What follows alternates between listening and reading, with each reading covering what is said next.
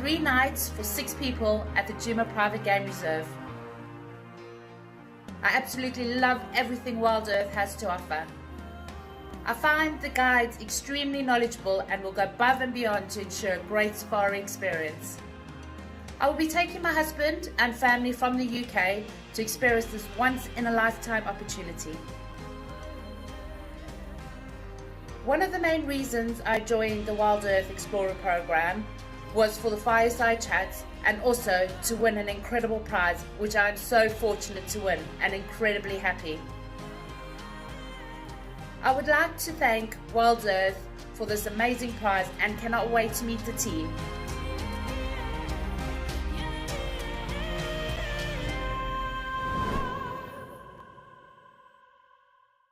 I got into wildlife filmmaking because of a passion for nature and a notion that I could make a difference. Helping others fall in love with nature brings meaning to what I do. It's also a lot of fun. A couple of times per week we receive some very heartfelt messages from viewers telling us about how Wild Earth has made a difference in their life, whether it's helped them through a difficult period or simply helped them to reconnect with nature. I think that's why we do what we do.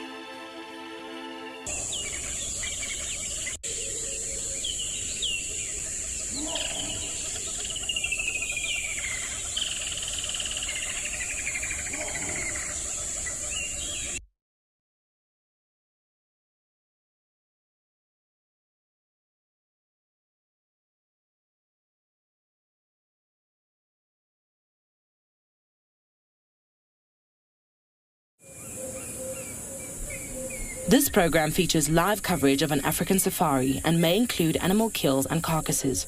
Viewer discretion is advised. Good morning, everybody. Welcome to the dawn here in Djuma. That we experienced a small lightning storm last night with some rain, but it seems to have gone, and we've got a fresh canvas of tracks to follow up with on this morning. And it's not only myself out and about, we have Tswalu out as well on Djuma with Johanna, with Paul this morning. We've got Trico and Gert in Ambion and Gala. Mike and Niels are on foot in Eco Training Prylands, and Juan and BK out in Tswalu Kalahari. And on that note, everybody, I'd like to welcome you on board your live African safari.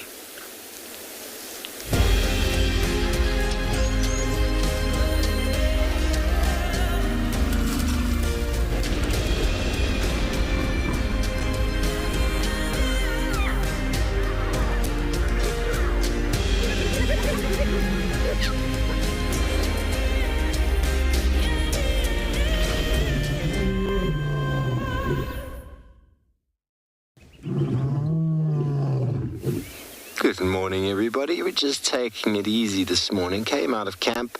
A fresh canvas of soil after the rain last night presented two amazing honey badger tracks. So I just thought I'd climb on top here and see if I can maybe see where they've gotten to, but so far no luck. Hello everyone, my name is Steve, joined over there by Paul on camera, and we're very excited as always to have you with us. Look at this beautiful morning. Look at this beautiful day. It's 20 degrees Celsius. I'm wearing a jacket. It actually feels quite fresh. I think that's because of the moisture. 68 degrees Fahrenheit. And as always, if you would like to get in touch with us, we'd love to hear from you using the hashtag Wild Earth on Twitter. Throw your questions in on the YouTube chat stream. If you're under the age of 18, get your parents or guardians to send us an email at kidspodquestions@wildearth.tv. Alternatively, you can also go over to the live safari page on the website. Submit your questions there. Okay, so it is a wonderful morning. I think we better get up and start doing some work. And Paul, what do you think? Don't fall down, don't fall down. Okay, we survived. Nice to sit on top of termite mounds and feel like one of the animals for a moment. Now, you might ask me, what are you talking about, fresh canvas? Well, last night, everybody, at about 9 o'clock, it rained. Not for very long, but what the rain does is the rain just wipes away the ground. So any animal that steps after that leaves a very fresh footprint. So, for example, last night I had a huge roadblock of elephants just over here, and I bet you we won't really even see much of their tracks because the rain has washed it away. Although there is lots of tracks in the road here, they're all unclear because of the rain. So what's nice now is after rain, an animal leaves very fresh footprints. So that is what we're going to be looking for. So it is nice and clear here today with a very low chance of rain, but I wonder what the weather forecast looks across the properties.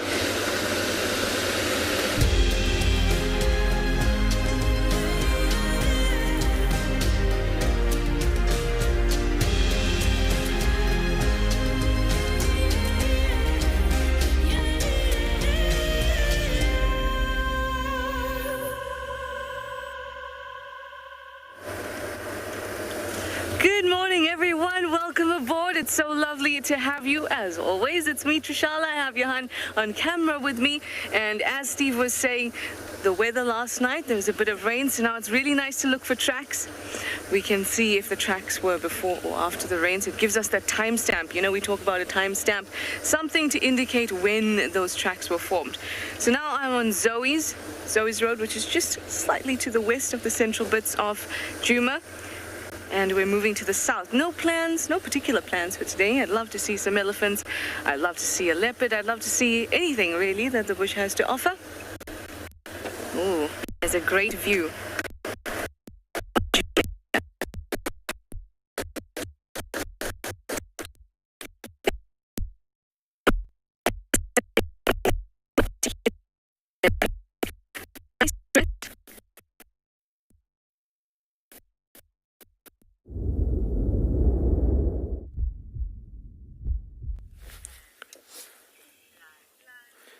Welcome back to Tswalu Kalahari and a very cold good morning, everybody. And we're starting off this morning with that gorgeous view over the Koranenberg Mountains. We've got some stunning colors coming over the top edges of these mountains peaks from the folding structures that you can see there, and a lovely, lovely point of view just below that with the dunes, as we have decided to come a bit east this morning. But just so beautiful looking across this area this morning early with beautiful, beautiful light coming across these mountains, and a nice cool breeze, shall I say, rather, this morning.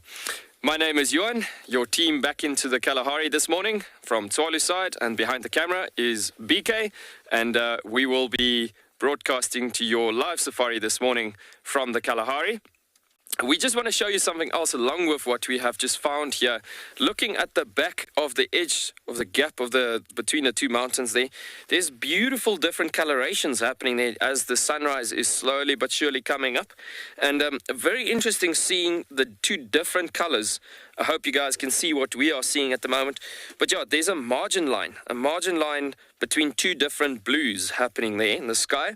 And so as the earth is shaped, well, in line with the sun, as the sun is shining from a certain angle, and you've got the earth in line with that. So as the sunrise is still below the horizon, you actually get a shadow of the earth casted, and that you can see in the air.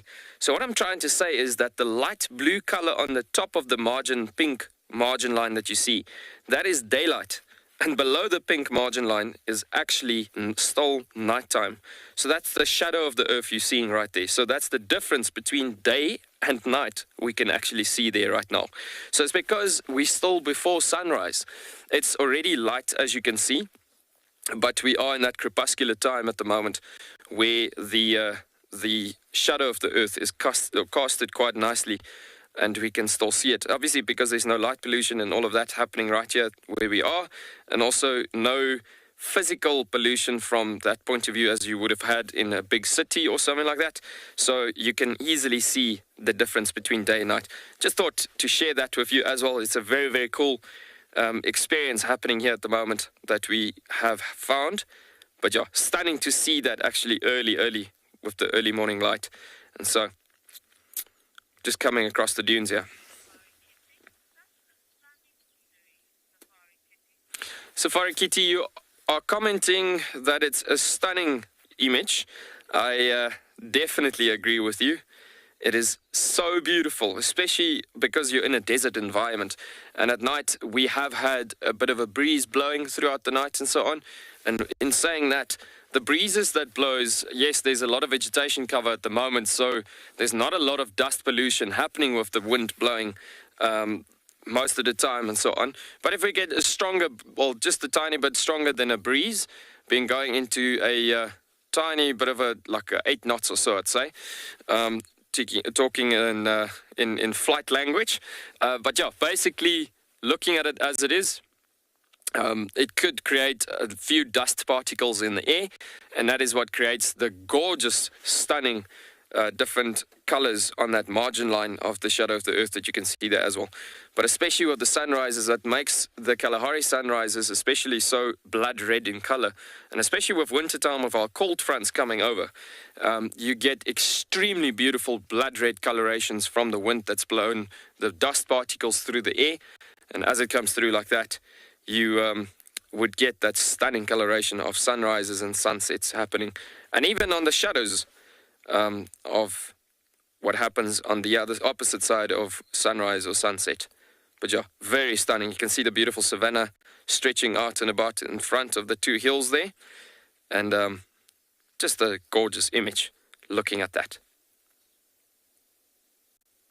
So remember, this morning, you're welcome to send through your questions at FC or hashtag WildEarth. Please send through your questions and we'll be happily answering them. And yeah, let's continue down this road. We're going to just drive a tiny bit. Our plan this morning is we're going to look for lions. And we are planning to see the South Pride with the cubs.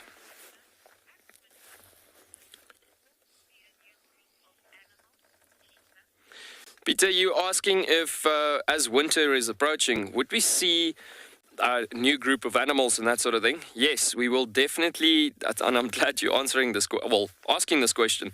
The thing is, with wintertime, it comes down to a thing that you're literally looking at. Change of season changes behavior of animals. And as it comes through with that, then animals need to change. Again, coming back to what we spoke about yesterday as well, with the energy saving and using energy at the right time. Animals that's very nocturnal especially. That is what I'm more referring to, is nocturnal animals that will be more visible at daylight.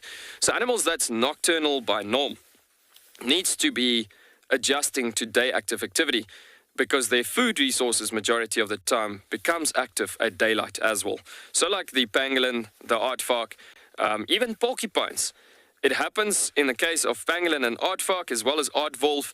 All of those type of animals will have to adjust because their food resources, it's too cold at night in the dune fields especially, for those animals to look for food. As also looking at the termites and ants, they are not active when it's that extreme cold. So the thing is that the termites and ants are looking for the moisture in the plants and everything, and that happens in the wintertime. When it's extremely cold at night, it actually just freezes everything. So the best feeding time for those insects would be at the later afternoons, like you're looking at about 12 o'clock midday to about a good hour before sunset, which is forcing aardvark and pangolin and aardwolf and all of those guys, even the bat-eared fox that we've seen yesterday morning on screen, we would get all of those guys being active in the later afternoons. And that's just basically because they had to adjust. And it's like I've said it before as well, it's not to say that if I'm nocturnal, I need to stay nocturnal. If they are going to, they're simply just not going to survive. Just from a complete different note, look at that gorgeous, stunning the Digitaria eriantha grasses that we see in front here. Beautiful finger grass in the sunrise as the sun is about to come up and peak over the mountains there. And we've had the first layer of light now actually coming up on the mountains behind us, where we started with the shadow of the earth, with the difference between day and night. BK, I'm just going to ask us to quickly go back to that scene over there, just to show you how the shadow of the earth has actually disappeared now. And it shows you now that we are in complete daylight, as we can see it there now. You can see there, it's gone completely. There's no margin line anymore. It's literally just that light blue color with a yellow starting up on the top as it is starting to reflect from the sun. Gorgeous. Yeah, everybody, I'd say definitely. I mean, this is a gorgeous morning to start off with. I think it's going to be a much rather warmer day towards the middle of the day, from 12 to 1, 2, 3 o'clock in the afternoon. But yeah, it is rather chilly this morning. But that's generally how March is ending up in the Kalahari. It starts fairly cool to maybe a bit cold early morning. And then during midday, it still gets fairly hot, actually. And evenings are nice and cool and so. But yeah, we could feel definitely we are changing over to a proper winter time. Rather a early winter coming up and so. But yeah, generally looking at the temperatures changing slowly but surely, but it's coming early this year by the looks of it, because it's coming down to the moisture that's in the bush at the moment is in abundance. So we are expecting a very cold winter this year, which is a good thing for us, for game viewing purposes.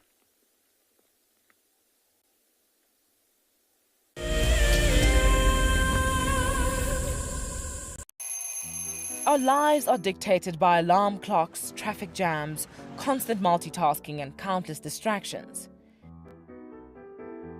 The wilderness is where many of us feel the most human. On a bushwalk, we become part of the natural landscape. As you step off the vehicle, everything comes alive.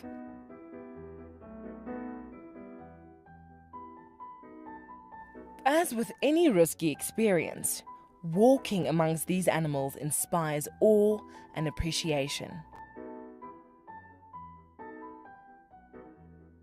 Now, it's your turn to go on a bushwalk. Join us from Pride Lands as we slow down our thoughts, put aside our distractions and reconnect with the place that first taught us how to be human. It's the month of March and Wild Earth is offering you the chance to win a brand new prize. Sign up to be a Wild Earth Explorer and you could win a 5-day eco-training ranger experience for 2. Eco-training is the pioneer and leader in safari guide and wildlife training in Africa. The lucky winners can look forward to approaching dangerous game on foot, tracking and 4x4 driving, learning about animal behavior, and even spending one night sleeping out under a blanket of stars. In addition, you will also get the exclusive opportunity to join the Wild Earth team on the broadcasting vehicle. Sign up to be an explorer now, and it could be you that wins this life-changing experience. Terms and conditions apply. Hi, my name is Tristan Dix, and I am a guide here at Djuma Private Game Reserve for Wild Earth. We love connecting you to the African bush, and we always look forward to all of your questions. If you want to ask a question on Wild Earth, you'll need to register on the website. Once registered, go to our live safari page and submit a question below the live feed. Catch up with me on Wild Earth.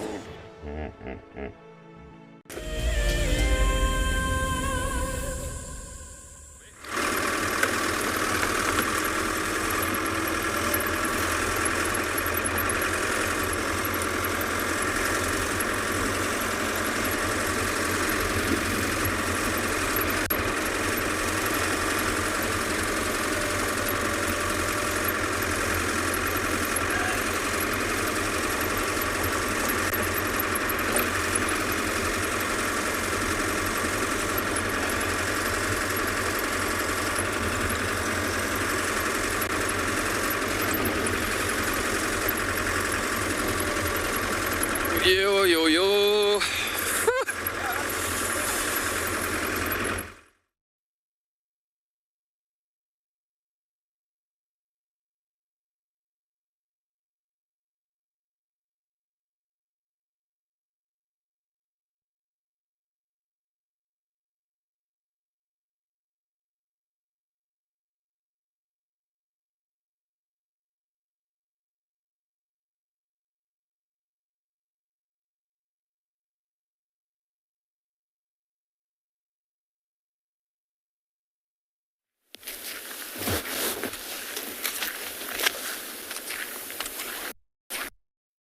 Everybody, sorry about that. About the tech issue.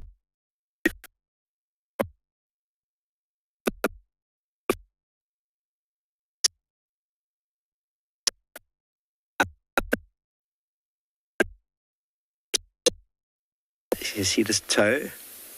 This toe? This toe? That is on the front right foot. And then toe, toe, and toe on the back. Okay, now it's not very easy to see. Sometimes people confuse this and think warthog because of that, or kuru. And it's possible to confuse it, but then there's always this third bit. Sometimes even in the right substrate, there's a fourth bit over there. Let me show you. Okay, yeah, here's the track of the aardvark. Here is the right front. See, there's 1, 2, and 3 toes. And then sometimes you can see, let me just get my stick. Sometimes you can see that. And the right substrate on the back foot. 1, 2.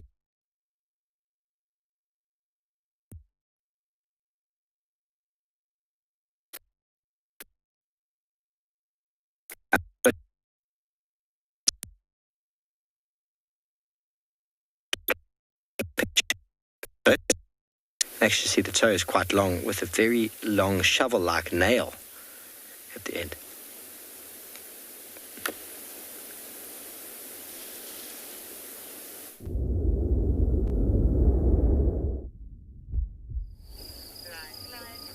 Good morning, everybody, from a gloriously cool and sunny Pride Lands. My name is Mike Anderson, behind the camera is Niels, and we are looking at some elephant tracks. We've come to the area of Leopard Dam in the hopes that we might be able to find some tracks and signs, because last night we had a little bit of rain, which was quite unexpected, but very beautiful. As you can see here, there is a beautiful elephant track that makes quite a nice, clear impression. You can see over here on this back end, there is a back end of the track. There's lots of rough ground here where the rain fell, and here where the elephant has stepped, you can see that there's no more of that crinkly earth. You can just see a lot of the marks on the bottom of the elephant's foot. This elephant looks like it was probably walking in the direction that we're heading, which is that way, maybe to go towards the shallower inflow of the dam. And now the rain fell last night around midnight, so it means this track is about 6 hours old, or at least less than 6 hours old. So it walked on top of where all the rain has fallen on the soil here. We've already seen some elephants on our way to the dam, looking for this particular elephant. So what we're doing is this is going to help us a lot to know if tracks are fresh, and of course insects and other creatures will also make impressions on these tracks. So if we would find things like antlion pits in there, we know that's also an indication of some sort of age. Beetle tracks on top. If there were impala tracks on top of this elephant as track, then it would mean that a daytime animal has walked on top of there. So so there's no daytime animal tracks on this, so it could even be a lot fresher than we think. It could even be from just less than an hour maybe since the sun has risen. But in any case, it's quite exciting. I'm going to walk around the dam now, just see what else we can find. It was a strange night with a bit of wind, so I wonder if maybe even some predators have been on the move to hunt during that windy, rainy time. Linda, that's a good question, and it all depends on things like the wind, more rain, traffic on a road like this, or even how much animal activity has been in the area. If this is a waterhole and it's going to be a hot day, in about 3 hours, once it's really, really hot, I don't think we're going to see this track anymore, because things like zebra, wildebeest, impala, more elephants, lots of giraffes are going to be coming to this area, and so they will probably disintegrate this track in short order. In a place like Pride Lands, which has as many elephants as it does, tracks don't tend to last very long, especially around waterholes like this. So Linda, if we saw a lion track, for example, we know there's a lion around here. Yesterday, our wonderful tracker Morris was in the area and he found tracks of a single lioness, which might well be Lagatha, that single lioness that moves around this area. If we find her tracks around here, it'll be a good chance for us to follow up, because it means that it's probably quite fresh around a waterhole. And she does her best hunting in these drainage lines around here. So just behind us over here, there's a whole long drainage line. You'll see now there's some big, thick trees and vegetation, and Leopard Dam is just through those tambuetes over there. So all the way, there's some impalas actually drinking at the waterhole right now. How about that? I don't know if you'll be able to see it through there. But anyway, there's a few impalas just making their way to the edge of the waterhole. This is why Lagatha, that lioness, the single lioness in the area, does her best hunting here. There's always plenty of animals about. And this drainage line runs all the way from the eastern side of Pride Lands to the western side. So that's what we're going to be doing this morning. We've driven the first half, the eastern half. Now we're going to walk the western half of this drainage line in the hopes that we might come across something. And you can just see there on the right-hand side of your screen, there's that the weeping boer bean right at the water's edge, which is normally what we sit under when we're filming from the vehicle, the one that we often see lots and lots of bird activity in. It's going to get less foliage because it's been completely ring-barked by the elephants in the area. Very peaceful at the moment. Not too much going on. The elephants, however, have not been peaceful. You can see there's another tree just to the left of us, right down here, which has been pushed over by elephants, and we've subsequently had to sort of chop it to make it a little bit easier for us to traverse these areas. It actually gives us a good opportunity to see some of the rings. Can you see, it's not quite as hard as the leadwood. I know you've been looking at a leadwood and following its progress over the last few days when Taylor was here. So this is a marula, so it's a much softer wood. And so you can see the growth rings are quite a lot thicker in here. And if you're able to see that very, very clearly there. So you can see the growth rings are quicker. This tree grows quickly compared to leadwood and lives a very short life. Rulers are softwoods, often used for base plates and fire drills and that kind of thing. And so this tree might only grow 40 or 50 years, maybe 100 years if it's a very extremely large one. But a leadwood, which is a very slow-growing hardwood tree, that can grow for hundreds and hundreds of years, maybe 400 or 500 years. And then even once it's dead, it can last a lot longer than that. So it's... All right, so unfortunately my comms are breaking up quite badly, but I know we're sending you somewhere else, so I hope you're going to have more fun looking at someone else's live safari.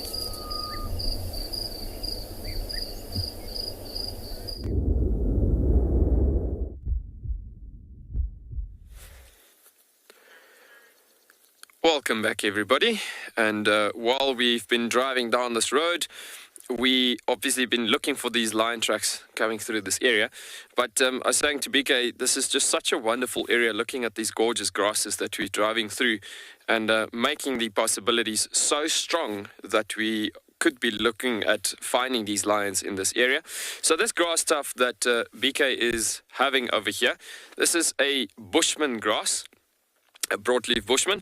And so these guys is quite abundant, being one of the most predominant grass species in this environment over the dune fields of the Green Kalahari. And coming along to these ones over here, this is some of the finger grasses that we've been talking about as well. I'll show you just now once BK is on it here. But yeah, there you can see it, basically the typical finger-like grasses coming out there from that shoots there. Coming through to these ones over here. Here we've got some of the ergostices. So the inflorescence of these grasses are actually very broad, and it comes through in lots of opposite nodes and internodes actually spreading out in different directions over there. So it's a rather broad inflorescence, if you wish, basically, that you're looking at there, and so on. But yeah, coming back to all of this actually in combination in this particular spot, and this is this entire region that we're literally looking at that looks like this and appears like this. And this is why I'm saying that we could get these lions in these areas. BK, there's another grass species this year that is very, very cool. You see that one down there? Don't know if you can see a bit more down. Yeah, there we go. So little seeds coming off on that grass seed over there. This is blue seed grass as well. To the left a bit more. There we go. So you see that inflorescence. It almost looks like little seeds all over the show that you can see on the screen there as well. So very cool as we're looking at this point of view in all of this overall, in a great combination, that this is a typical example of sweet felt in this environment. Even if we look across to the sunny side over here to this side where the sun is shining at the moment, it's a great combination of sweet felt that you're seeing right here. So the thing is that you got three different main felt types that you find in certain given points of felt disturbances, if I can put it that way. So if there's been overgrazing happening from a farming perspective, farming point of view, that happened over from cattle grazing in many different areas over many different years in certain game reserves in South Africa or in Africa itself, is that if there was overgrazing taking place, the land was disturbed quite heavily at certain given points, and then if it gets to that it will return into sour grass environments, which is basically saying that you don't really find animals often in that area, especially if there's lots more other areas with sweet felt environments. Sour grass is extremely low in palatability, and so that is why you don't find animals wanting to be there, meaning your herbivorous animals, your antelope species, especially selective grazers like red hartebeest and so on. And then if you look at the mixed felt environments, that is like, I want to say, monotoned disturbances that's been happening there. So you do have some scattered patches of sweet felt environment in that area, but it's majority.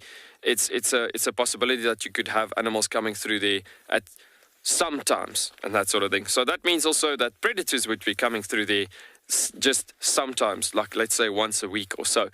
But a certain felt type like this, where you've got abundance of sweet felt, here you can see this is good conservation that's been happening here. And when I'm saying good conservation, it's even fantastic conservation that's been happening on this particular landscape where these farmers used to be in this area a long time ago. Fred, you are wondering if this grass will dry out in winter. Yes, they do change their color, and it's already starting to happen. You'll see at the bottom tufts of these grasses, it's still quite green in color, but the top ends, like the inflorescence, receiving the first cold coming down at night, descending, that is already starting to change color. As you can see, some of the yellows are coming out there as well.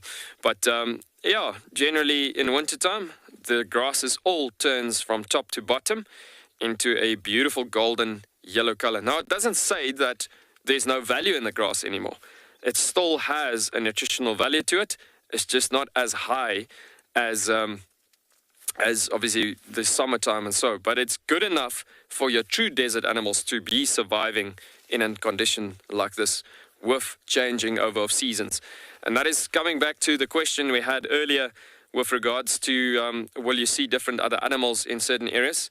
And this is coming back to adding up to that question as well.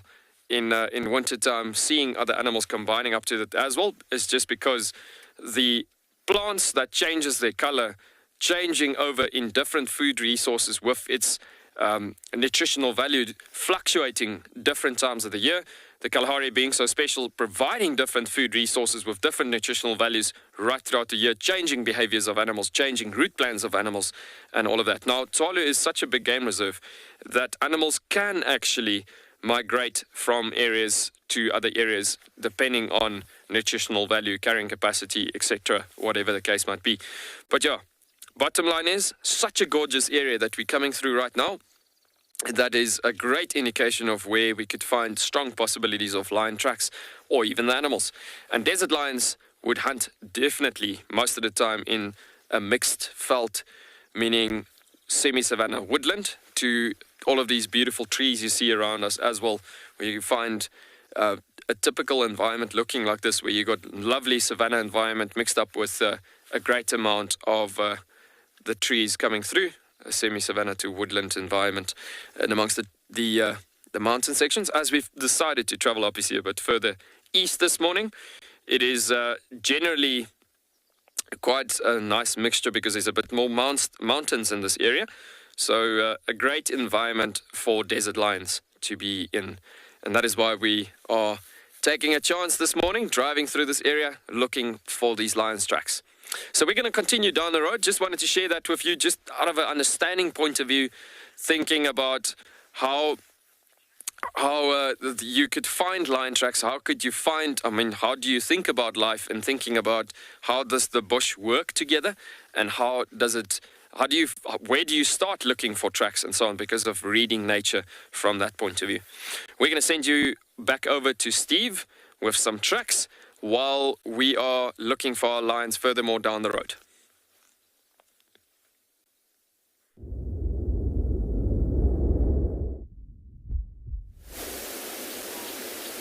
Well, good luck, Juan, with finding your lions. We haven't moved on from our tracks, and we do apologize for any technical issues we might have had with the internet there. But we are still with the aardvark, and what is so amazing about finding tracks like this in the sand is this a very passive way for scientists to know what animal species occur in an area, because, well, this animal's moving around. You might not see it, but there's tracks. So it's a passive way. Camera traps, spoor counts.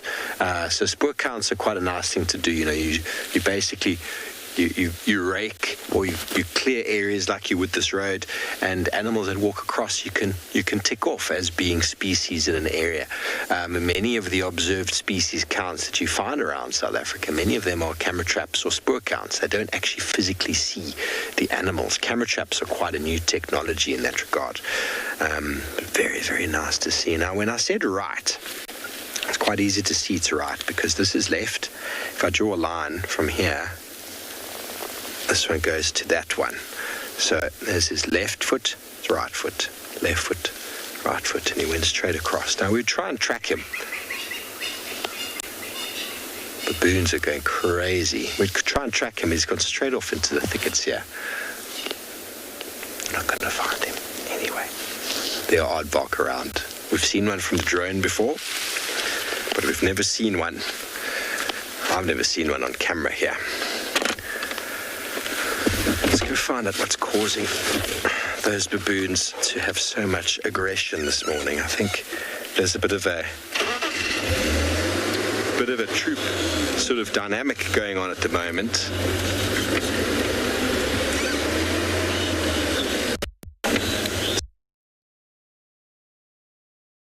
Not the aardvark that would be causing them to have such loud noises. I don't think it's a leopard because it's more of a fighting sound that's going on.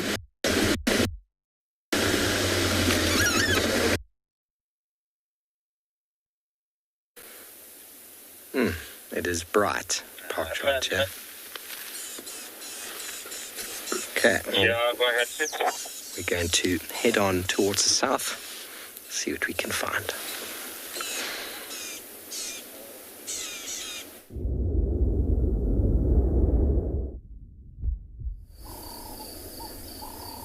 What you're looking at here is a very interesting little arthropod called a banded groundling, and it's in the dragonfly family. It's called a groundling because it doesn't ever fly very high off the ground, and the banded part of its name comes from the fact that it's got these bands on its wings. Now, this particular banded groundling is waiting for us to walk along this pathway, because what we do when we walk along this pathway is we disturb a multitude of small insects. And so as we do that, it can fly around our feet and catch these little insects that we disturb. Actually, a lot of our students love these little arthropods because it looks like we've got a little friend or a pet, because it will literally follow us around the camp all the time as we walk around. Like you've got a little invisible lead on the thing. But they're very awesome. They're catching little grasshoppers, midges, anything at all, little flies that get disturbed as we walk. Very fast flyers, very agile, just like all the dragonflies, able to fly backwards, forwards, up and down. High speed. Beautiful little creature. I mean, they move too quickly to film whilst we're walking, but if we could, it would be amazing to show you how they really do follow us. But in any case, awesome little creature. Now, the reason why I actually stopped here was because we're about to walk onto the dam wall at Leopard Dam. There's a beautiful pathway back there, which is really lovely. Now, what I saw was these paper thorns that are all down here. Now, these paper thorns are an interesting little plant. So they almost always occur in disturbed areas, places that have been disturbed by human activity. So there's another groundling. See, I moved my hand. Now the groundling is, wanting to investigate if I'm disturbing anything. Wasn't that amazing? Did you see that? I don't know if we were able to see that on the camera, but that was very cool. So now, this is an area disturbed by humans historically, because there's a dam wall here that holds the water of Leopard Dam, natural rainwater that flows down this drainage line. But also now, because there's water here, there's a ton of elephants and other animals that move around here, and they cause a lot of disturbance by, pulling up grasses, pushing down trees, and walking and trotting the ground until it's bare. And so all these paper thorns are a type of pioneer. They actually help to stabilize the soil around here, and in doing so, they are able to improve the conditions so that other things can grow. And now, what's quite normal of most pioneers is that they've got special adaptations to spread their seeds because they're not palatable. Nothing really eats them. And so what happens is they have to have seeds that either stick to your fur or your skin or in some way attach themselves to you so that when you walk around, you spread the seeds manually. So these ones, paper thorns, actually have these sharp little hooks that are very painful. If you've ever had a paper cut before, it's a tiny little cut in your skin, but it burns like anything. Same thing with these paper thorns, very small. When they stick into your skin, it's very uncomfortable. And anyway, you walk around and you feel it, ouch, it's in your sock or whatever, and you pluck it out and you throw it down, and then there you go. The paper thorn is going to grow in a new area, especially if it's a disturbed site. They don't do well with competition. So once this area becomes stable and you find lots of other grasses and things growing, the paper thorns will die out eventually. The beautiful thing about pioneers, serve a useful purpose, then eventually they get replaced by climax things. But anyway, let's take a little walk up this wall here and see if we can spot anything coming down to the dam. See if this banded groundling, see? just follows in front of us here.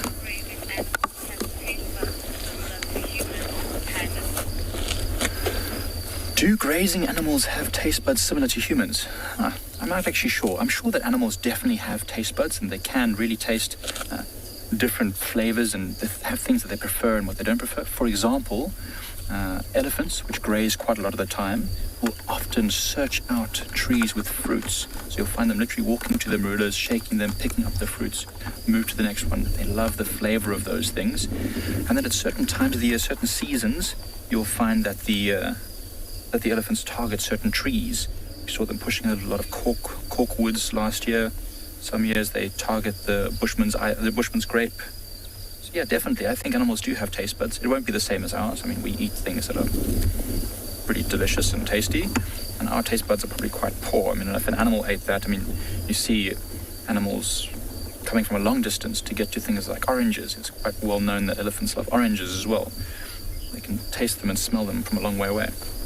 The groundling has flown now a little bit ahead of us, and it is waiting for us to keep moving. So I'm going to just step forward again, and you'll see if this groundling follows us some more.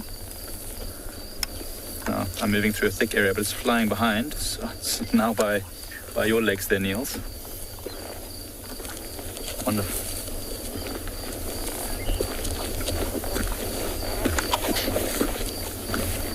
Amazing the pathway that's been created by the elephants here. You can see there's a bit of a saddle up ahead here. The elephants use it to go over the dam wall itself, from the thickets to drink just over here.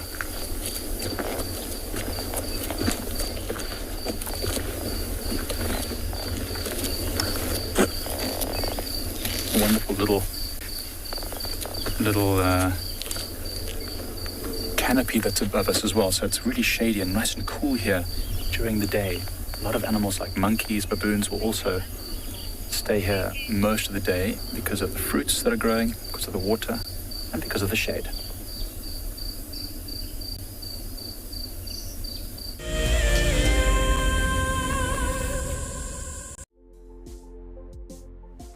On the 27th of April, Wild Earth will be turning 14 years old, and we wouldn't be here if it wasn't for all of you. And to celebrate, we will be finishing the beautiful book that we started last year that looks at the history so far. But we do need you to be part of it. Please submit your most memorable sighting, or what Wild Earth means to you, or even just your name and a comment to be included inside the book.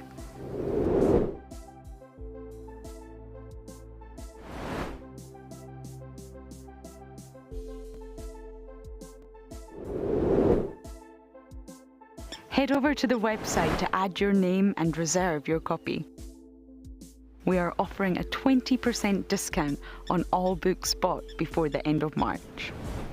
And a big thank you to all of you who have contributed to the book so far.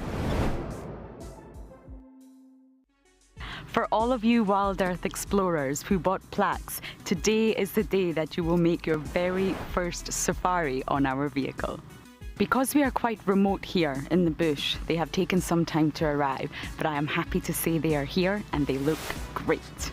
Marcel has spent the day attaching them. Let's take a look. Before we mount these nameplates, we just give a light dusting of green paint. This is to better match them to the color of the vehicles and also to decrease the reflectivity of the metal and thereby staying sensitive towards the animals. Bumbo crew. Hopefully, Dan Black, Liesel Apgar, and Alicia George. Well, it's time for me to get ready to take you all on a safari. Let's go.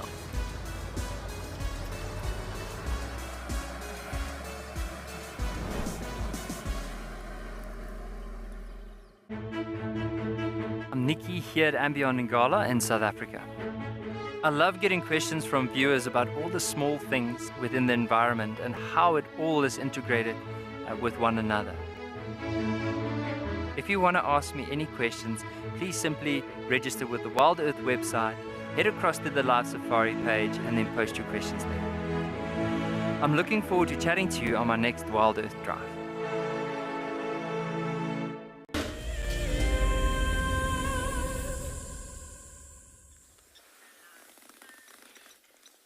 Welcome back, everybody, and we have reached a gorgeous waterhole over here a bit further east, and we've come across this beautiful Egyptian geese with all her youngsters, and there's actually quite a few heads popping up just behind the dam wall over there, as you can see. But yeah, cleaning herself, cleaning her feathers quite a bit there, and so speaking of which, talking about youngsters, BK, if we can just zoom into the right-hand side there, you can see there the little heads moving behind the hill there.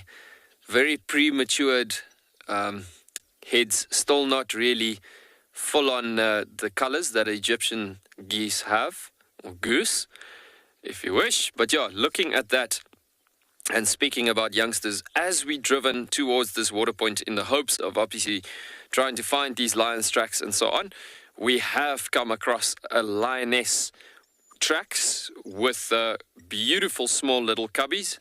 And so this is looking like a lioness with cubs that I haven't seen yet. So it is going to be cool to try to follow up on those tracks. Actually, we just wanted to check the waterhole first and just see if she hasn't turned around and come back up to the water point. But we've found really cool small baby cub tracks. And so the thing is that you can see this gorgeous water point, very beautiful, a big water body actually, as it's a good water source for most of your animals and mammals in this particular environment. And so a lot of water birds being drawn to this spot. I've seen some common windbrills here. I've seen, and that's typically like a temporary migrator coming through sometimes, yeah, and so on. But then also quite a lot of these blacksmith lapwings on the border edges and so.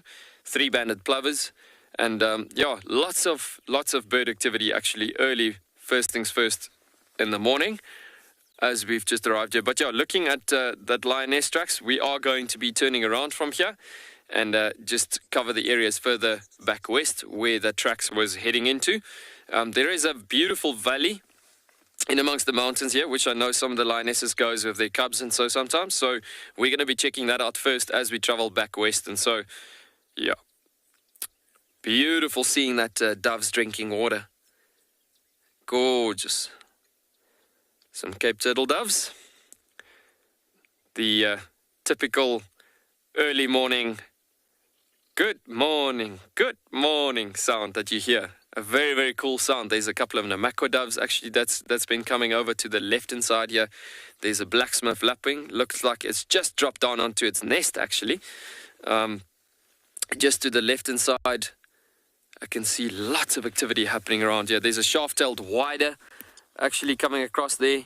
There we go, shaft-tailed wider just got airborne.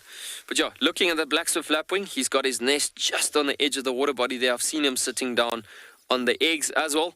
But yeah, beautiful. If you listen to the sound of this bird as well, it sounds like a blacksmith tapping on iron. And that is where that iconic name is coming from. But always blacksmith lapwings you'll find around water bodies generally and so on.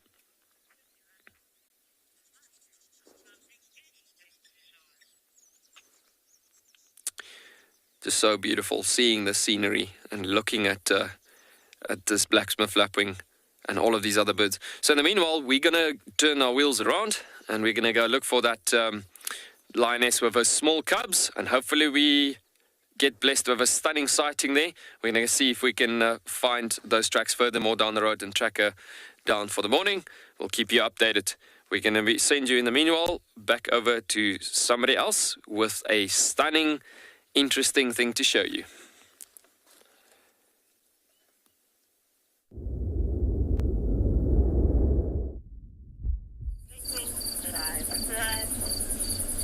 We are looking at a beautiful dead jackalberry tree. I think it's a jackalberry. It's not so easy to tell. But what's really caught our attention was, as we walked past here, Caroline mentioned that she saw something. Asked me, what's living in there, Mike? And I said, oh, interesting. Not really sure what's living in there, but it probably is a squirrel of some sort. So this tree, being dead, looks like it's probably got a hollow that goes all the way up. And if you look up this tree, you can see that there's holes all over it. I suspect a squirrel has made this a home for itself. It's actually taken some nesting material, some grass maybe to curl up in, keep it nice and warm. And a tree like this with lots of hollows probably makes a wonderful food store. Squirrels are often taking nuts and seeds during the summer and storing them away for the winter when it's very, very little food for them. Remember, squirrels are also basically omnivorous. Being rodents of a sort, they will eat a whole bunch of other things as well. They'll eat insects, they'll eat all sorts of stuff. I've even heard stories of them eating things like birds' eggs from nests, which I can't confirm, but if it's a rodent, it certainly would. They cause major problems. But in any case, in there is probably a male or a female or a little small group. They're often in small family groups, so males and females plus a number of youngsters. So it's quite interesting that we see it so low down. Now, this is probably just the entrance, and there'll almost certainly be multiple exits or escape routes for this family of squirrels, if that is that is indeed what's in here. Because if a snake was to go up there, which wouldn't be difficult, it's very low to the ground, if a snake was to find its way up there, something like a black mamba, which is often catching squirrels. In fact, I think recently a whole bunch of our students saw a black mamba eating squirrel babies. Amanda, squirrels don't normally make the holes themselves, although they do have strong teeth. Like most rodents, they have teeth that just continue growing their whole life, so they have to nibble on things in order to keep their teeth from growing too long. But this was a natural cavity. They can probably extend the inside of this little burrow. If there's a section which they quite like, they might use their teeth to gnaw away at it and make it a bit more comfortable, but they won't make the hole themselves. Even mice and rats that live in all parts of the world, you'll see a hole in let's say a wooden cupboard where they've eaten in there, but that's just to get inside. They haven't eaten a hollow inside the wood. They've just eaten a hole that they get in, and then they're living inside whatever that cavity is. So that's really awesome to see. We're still sitting here at Leopard Dam. This tree is often being used by the vervet monkeys, where they sit in the evenings overlooking the water, where they can drink and still have someone on watch to make sure there's no danger. Still wondering if any animals are going to come down. It's still very cool. It's not yet warm this morning. And so it's likely that many animals are going to stay away for just a little bit longer until it starts to warm. Oh, there's something interesting. I don't know if you can see it through here.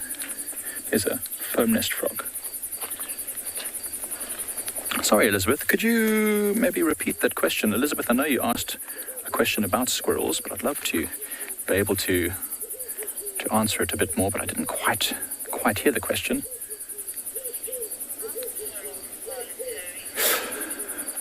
No, Elizabeth, the squirrels are not solitary. They're often in small groups. This is not a squirrel nest. This is a foam nest from a foam nest frog. But squirrels also make nests, and they usually live in small groups. So you'll often find 4 or 5 squirrels all together, often sunning themselves in the morning. They're not solitary at all, rather gregarious. Those foam nest frogs are quite solitary, though. You'll very rarely see them sitting in groups unless they're mating, which is what that little foam nest pouch was there. That looks quite fresh. In fact, it's quite odd. Maybe during the night when it was raining, they made that little foamy nest. I don't know. It's getting late in the season for frogs to be active. Actually, right now, it's still very cool. I rolled my sleeves up, but I'm kind of regretting it a little bit now. And so the frogs will not be very active because they are, like many amphibians and also many reptiles, very, very much what we would say cold-blooded, ectothermic, meaning that they get their warmth from the surrounding area. So being so cool like this, it's unlikely that these frogs are going to be active very much longer. This might well be the last foam nest of the season. If that piece of boer bean, I think that is, was a little bit more solid, I'd love to reach over there and have just a little feel of the outside of that foam nest to feel how firm it is. Once it starts to harden, it feels a lot like meringue. It's really, really hard, even like polystyrene. And that's what gives it a protective covering. And there's lots more animals coming behind us now. We've got a whole bunch of impalas. There were some zebras before. Now we've got impalas that are starting to come down to the water's edge from behind us. So they are probably waiting as well until it gets a little bit warmer before they actually come and drink. And they haven't seen us yet, which is really good. There's a lot of them moving around there. The wind is in our favor. And they can't hear us, they can't see us. And there's a little zebra there as well in the background. So there is life around Leopard Dam. Now, whilst we figure out where we can go next, we'll send you over to Yuan, who's still on a bit of a bumble.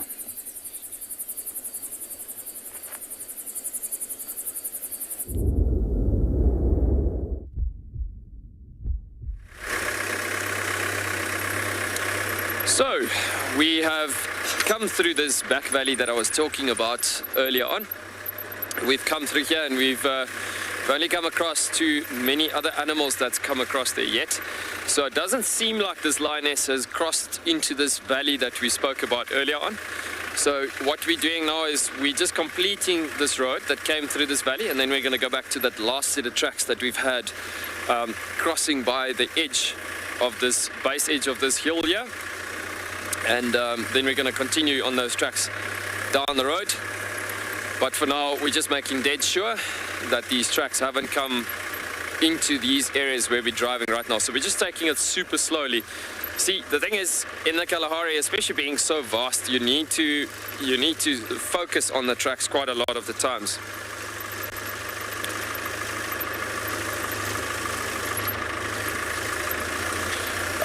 Gwen, apologies for that. We couldn't hear at all what was happening there. So as I was saying, basically within the Kalahari, you need to focus on the tracks quite a lot. Just because of this vast open land spaces and so on. And so it comes down to a situation that if you got the tracks and you stick with the tracks for long distances and so on, you can most of the time then up your game with finding the animals, if I can put it that way.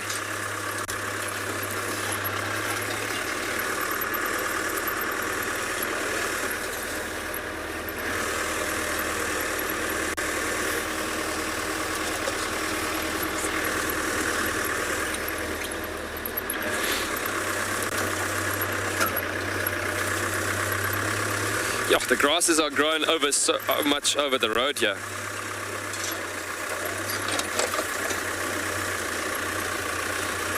Yeah, there's a comment that just came through now and saying that the animal tracking is so fascinating. It is definitely one of my favorite things to do in the bushes. If you think about it, looking at details of tracks and talking about so much different elements that plays a huge role in with regards to finding the animals. It's not just you bumble in the bush and you come lucky with animals. Yes, it could happen sometimes. Drive and see what you get to see. But yeah, it's so much more fascinating. Well, I love to do it, actually, thinking about tracks itself. We're going to have to just take it easy as we come through this thick bush section here. But yeah, following tracks, reading the elements, looking at the environment, thinking what needs to be happening next, and trying to find animals through that way. That is, I'm going to say, almost the only way to find animals in the Kalahari, just because of the vast open spaces. So we are back at our last set of tracks here. So I just want to show you the set of tracks that we had earlier here to find these lion cub tracks. There we go. So, Bika, is that all right, eh? So I hope we can reach here. Just to look at this track itself, a bit too close. Right, I'm going to just reposition and just see if we can get a bit of a different angle here.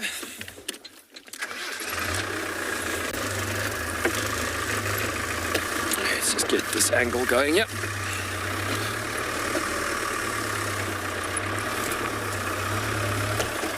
Those ones there. So if you look at the tracks, I'm not going to be able to reach it, BK, but just go to that little twig there. If you look at that tracks there, you can see very interesting seeing the little tracks on the ground surface there to the twigs right inside, and then where the margin line of the vehicle drags a shadow, there's a very nice track there. There we go, that's it. So we can zoom in just a bit there. The bigger track on the back end of the screen, if we just lift it up a bit, BK, there we go. So that track over there, that's the mother's track. So you can see the lioness on the right-hand side, that's the front tip of her toes actually coming through. And then to the left-hand side is the back end of the lobes. You can see the 3 lobes at the back end of the track. Now these tracks are looking like they are heading back to the waterhole. And this is why I was saying that we should just check out the waterhole first. But she has made just a bit of an up and down situation here. And the tracks have turned out to go in a bit further west. Now, if you look at the bottom right-hand side of the screen, if we can just zoom in comparison to the bigger track of the mother, you can see that tiny little cub tracks.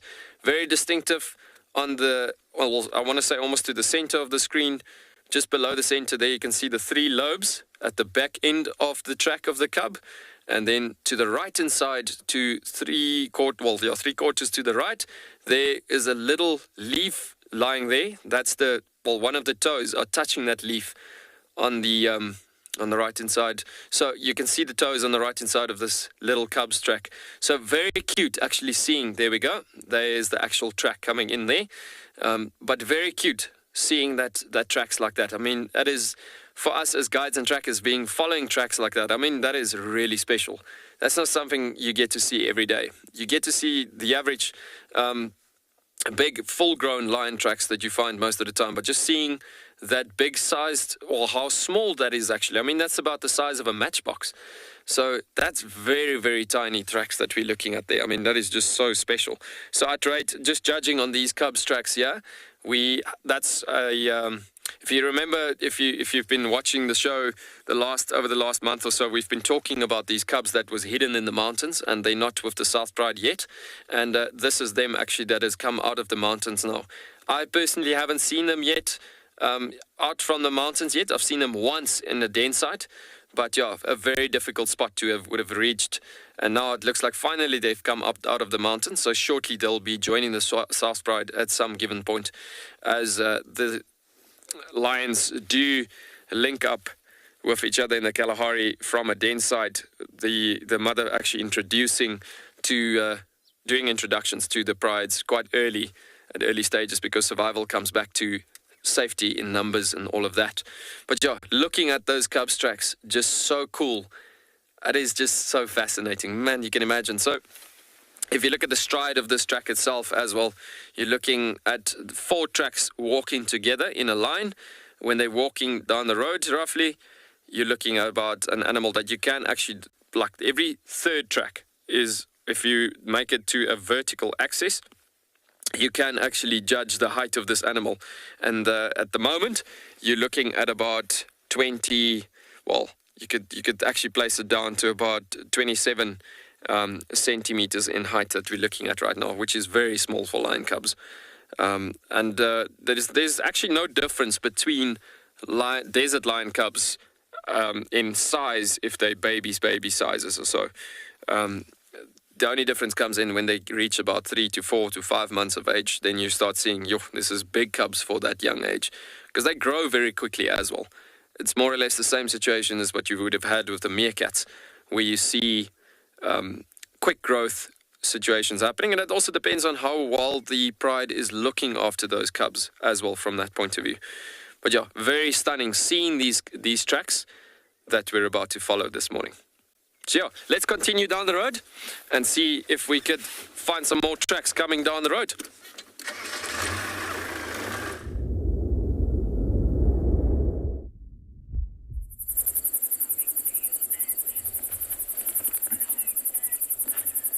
As you can see, the elephants have finally arrived at Leopard Dam. Oh, and there's another. Great. We're going to have to relocate Morris. There's another elephant right behind us. So those elephants are on the one side of the dam. There's a herd of elephants that's now coming from behind us. It all happens at the same time, doesn't it? Let's just maybe make a space for this elephant that wants to come down to the water. Right behind us there. It's always the case. When something arrives, it happens all at the same time. And there's a baby as well. There's a tiny little baby. As long as we just keep moving away, quietly giving them space, we'll head towards the dam wall, where they'll feel very comfortable. It's a whole herd that's coming down now.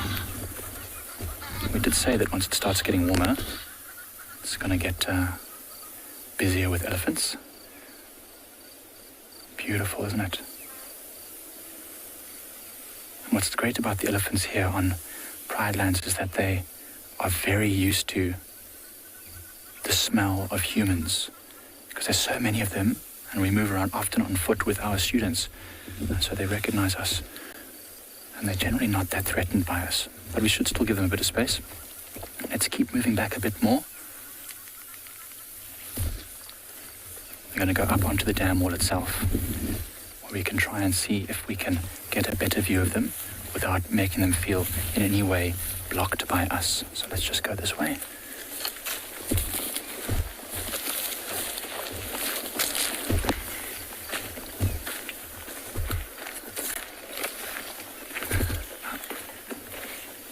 So I think they communicate with each other, and so they can always hear when there's one elephant at the dam, there'll be others as well. So we're just going to come this way. It's a beautiful view up here.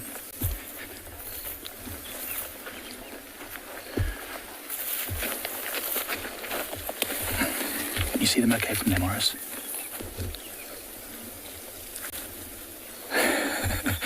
It's just so funny. I said to Morris earlier, okay, so now we're going to keep our distance as much as possible from the elephants.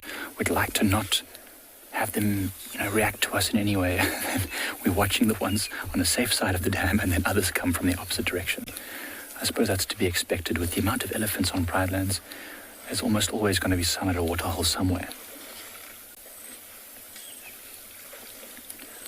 Now, what we must remember is that it's likely that these elephants are going to want to come this way, so we're going to have to move again shortly, because they often use the dam wall that we were just standing on to get from one place to the other. So what we'll do is we'll take the pathway directly behind you there, Morris. If we need to move, we'll just go straight that way on the game path. Megan, by their tracks, not really. I mean, certainly probably if it had a very distinctive pattern on its feet, yes. But we mostly identify the elephants from their tusks and from their ears, because we know that there's Susan and there's a few other elephants with very distinctive tusk shapes and ear shapes as well. Okay, Caroline, if you can come past the back of Morris and just start to move us that way, because as you can see, this one female, she does want to come towards us, and I don't want to be blocking her, so we need to give her a bit of space. See, she's already seen us. See, her head is up there. She can see the movement. Don't you just want to watch your step behind you there, Morris? There is a bit of a branch.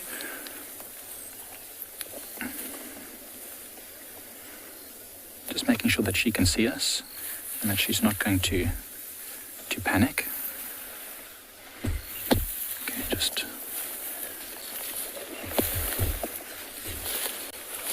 Okay. Right there, Morris. There's a bit of a branch here, so it's a bit awkward. We're just going to go behind these branches just a bit further away, because they are going to want to use this this game path that we're on now in order to get to the other side of the dam where these young bulls are. Keep coming here, Morris. You're right. Okay, so now we've got some options. We've got a number of game paths that are... Let me just move in front of you here, Morris. We've got a number of game paths behind us now, which will help us to make decisions if we need to change direction.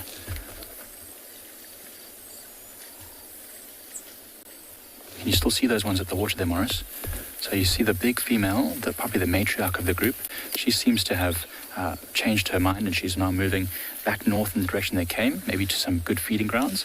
The others are still drinking there, including a tiny baby that looks like it's going to fall over into the water. You see that tiny little baby there? How cute is that thing?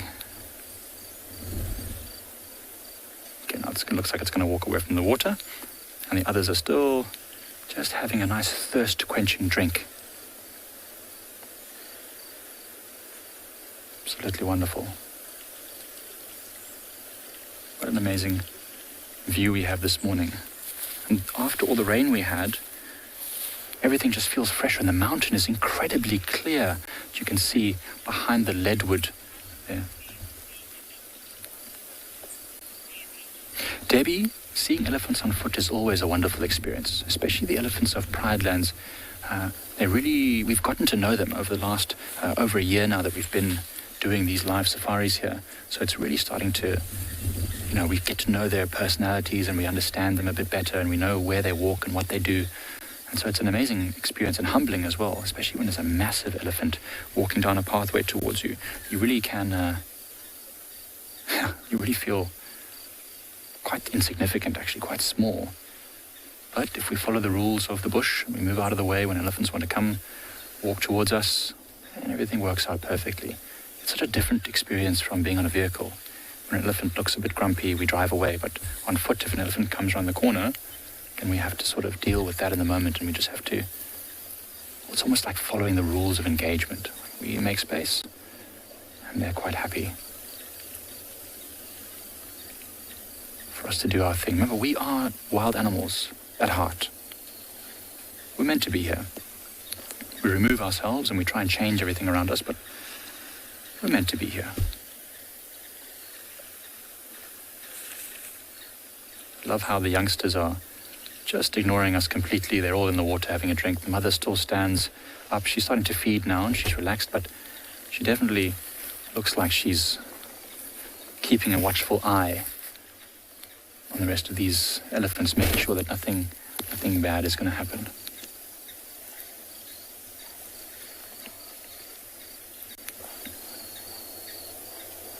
Now I can hear some impalas in the background having some rutting. Maybe that same group we saw a bit earlier.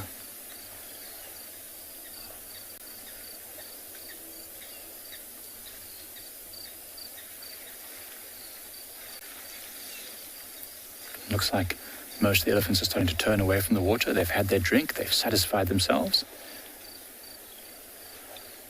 Now they're going to head up and find some good feeding, probably in one of these drainage lines, where it's cool and green and still very moist. Right, so these elephants are going to move off. We're going to figure out where we can go not to disturb them. In the meantime, we'll send you over to Steve, who's on a bit of a bumble.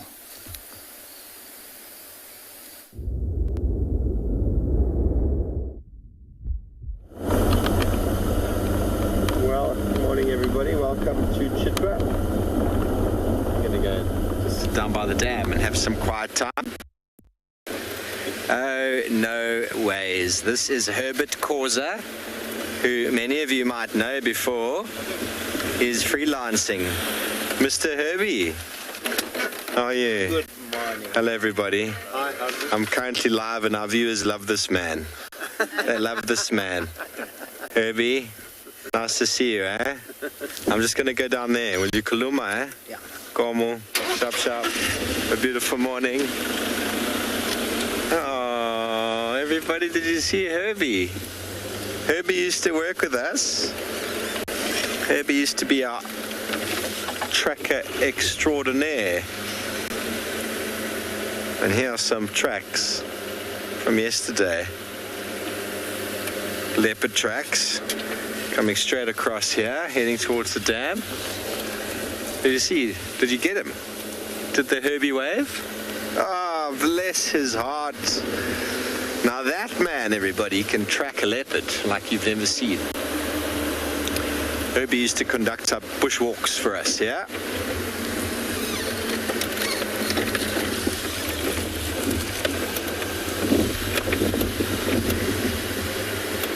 Everyone got to see him and they got to see the famous Herbie wave. Oh, bless. Bless.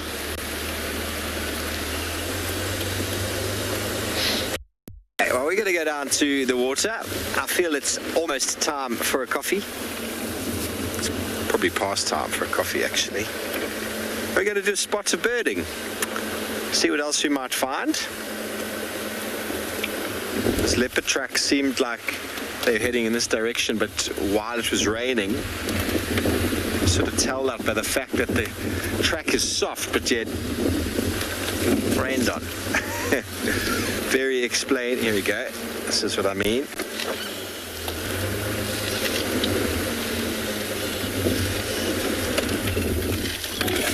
they are. No doubt this is what Herbie was talking about just now. So you can kind of see the indentation of the tracks. But you see where my finger is, how it makes the track look nice and fresh. Whereas over here, it's actually been damaged by the rain. There's fresh. That's been rained on. So it happened while it was raining. If I step here now, you can see that there's a color. The coloration of that is fresh, whereas these have been rained on. And that is going over to Little Gowrie. So we won't be able to follow. But that it looks like a young male. It looks like it could be Sibuyi's boy, Shasha. Could be. I don't always presume to know who's who in the wild, but male versus female, definitely, and that's a young male's track.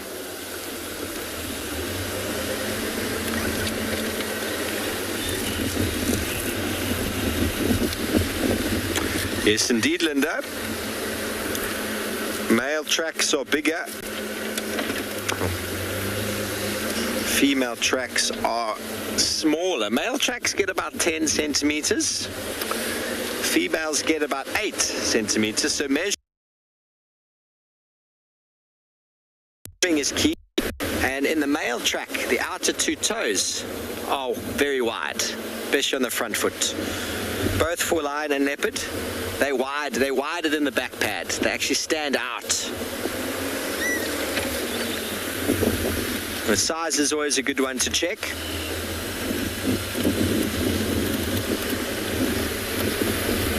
Females get very dainty little paws. I'm not saying that they're not formidable. They just don't have the same size foot because they don't have the same weight to carry. This is perfect weather for a leopard to be hunting. Cool, windy. Animals are terrified in these conditions. Don't know about you, but I get a little bit antsy in the wind.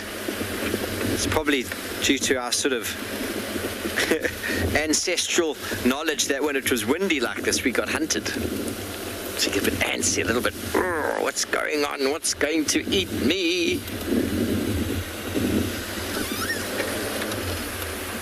Okay, so we'll just go down slowly here, try not to chase away these impala and these waterbuck.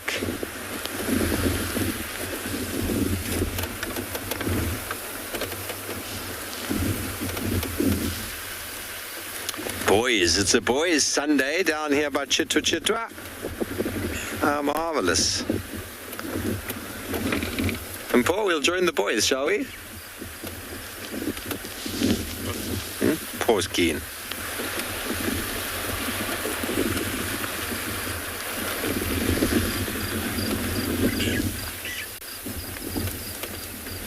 Okay, so here we have joined the League of Gentlemen, a bunch of waterbuck and impala boys.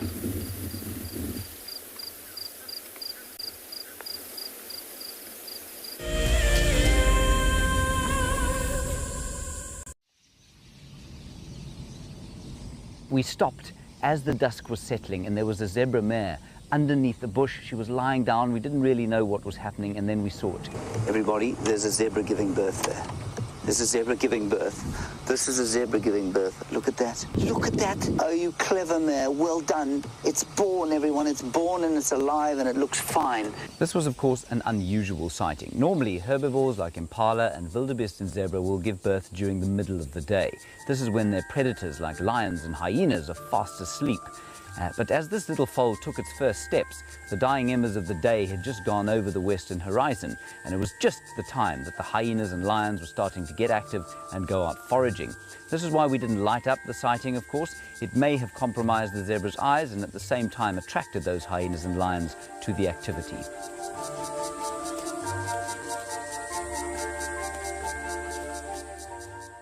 For many years, Wild Earth has taken viewers from around the world to the Mara Triangle, a place of majestic beauty and abundant wildlife. But it wasn't always like this. Before 2001, it was infested with poachers. Illegal harvesting and hunting was rife. Now the situation couldn't be more different. The hard work and dedication of the Mara Conservancy has revolutionized this magical land. But now, the loss of revenue from tourism has created a grave crisis. The Mara Conservancy needs help if they are to continue protecting the reserve and supporting the local communities whose livelihood depend on its survival.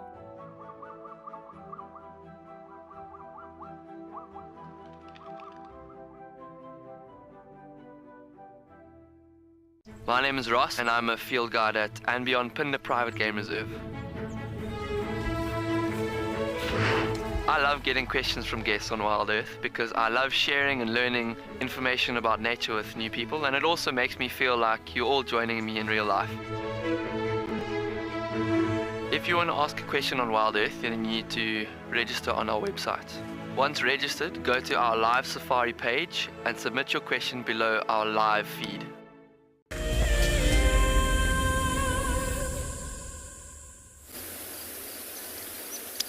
Welcome back to Chitwa, everybody, with our gentlemen, our bunch of waterbuck boys. They're all hanging out. There's at least two of them are pretty decent fellows. The rest are sort of just youngsters hanging out with each other to practice sparring.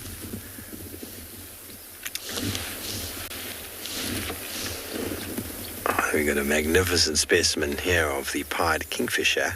Oh, look at that. You got him, Paul? What a wonderful shot. I filmed a slow-mo of one of them once doing that, and it's actually amazing to see how their wings work.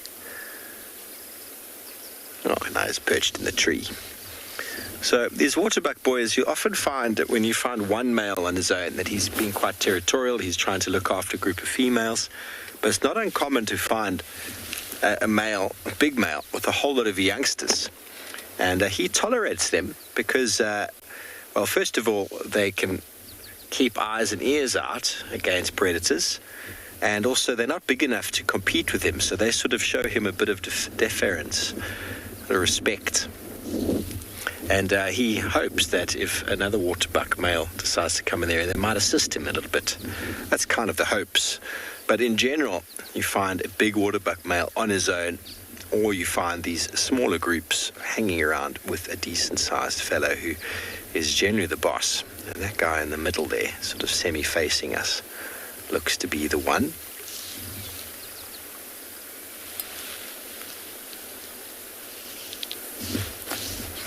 Here we go again, ready for a quick shift. Ah, look at those wings. Oh!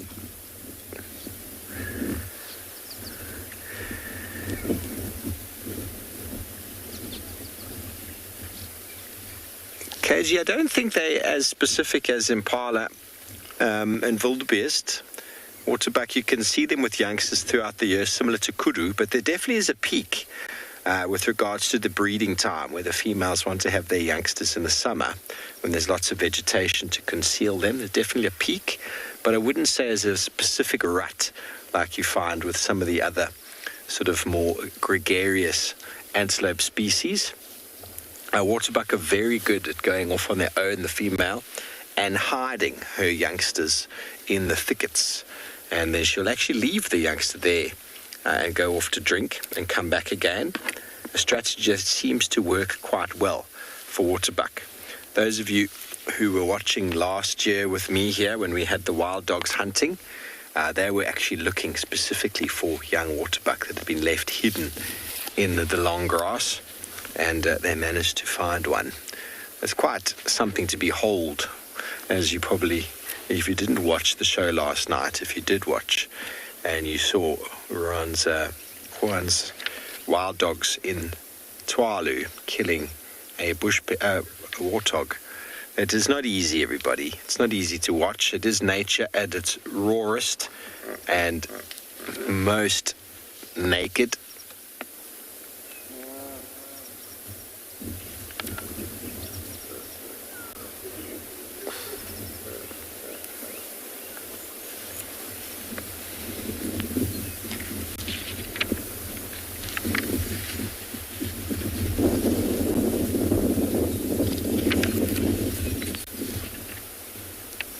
really are a beautiful animal, don't you think?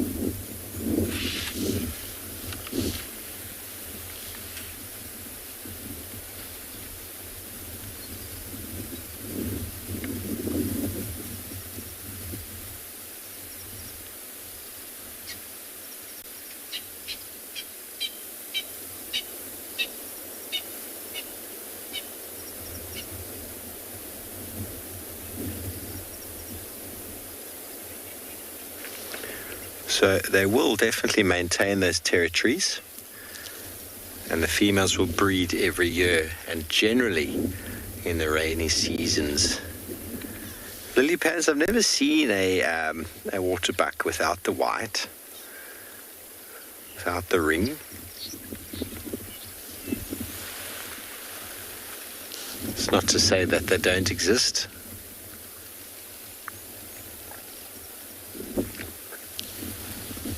These fellows are giving each other a little bit of a hard time.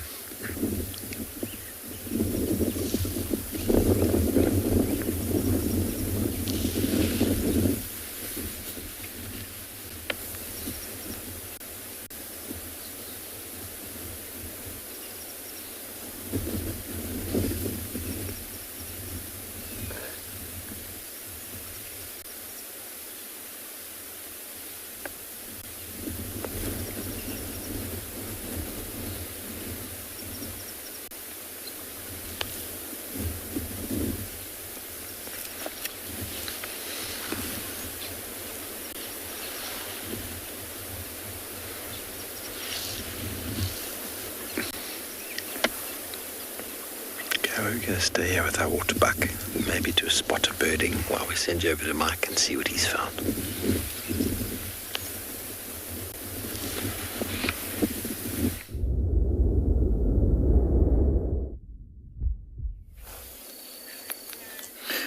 Well, thanks, Steve. We have found a very massive tree that I've never actually walked and sat under. This is a weeping boar bean, and it's a really massive, huge one. It's one of the biggest ones on the whole of Pride Lands. And, yeah, I've always seen it from a distance and always wanted to come and stand underneath it. And, in fact, we came here because the elephants were approaching from the dam wall, and we had to make our way away. In fact, I can still see an elephant from where I am up here. But what I wanted to show you about this was, now that I was here, it's very cool. So, as you can see, it's on a bit of a high area. We're standing on a termite mound, and this tree grew on the termite mound. But over time, I think the termite mound has become extinct. And you can see all these roots are now exposed. These would have all at some point been underground. But with rain and erosion and all sorts of stuff happening, they've all been exposed. And in fact, this tree is probably not going to stand much longer because it's already leaning over to the side, as boar beans often do. And with this wind and with more erosion happening, eventually the roots won't have enough purchase, and this beautiful tree will collapse, which is a shame because it's home to all sorts of cool animals. But what else was really awesome that I just saw was there's a pile of soil here.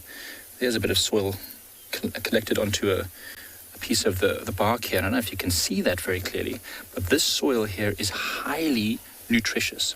This is what the termites have brought up when they created a covering on the wood in order to feast on some of the dead bark of this weeping boar bean.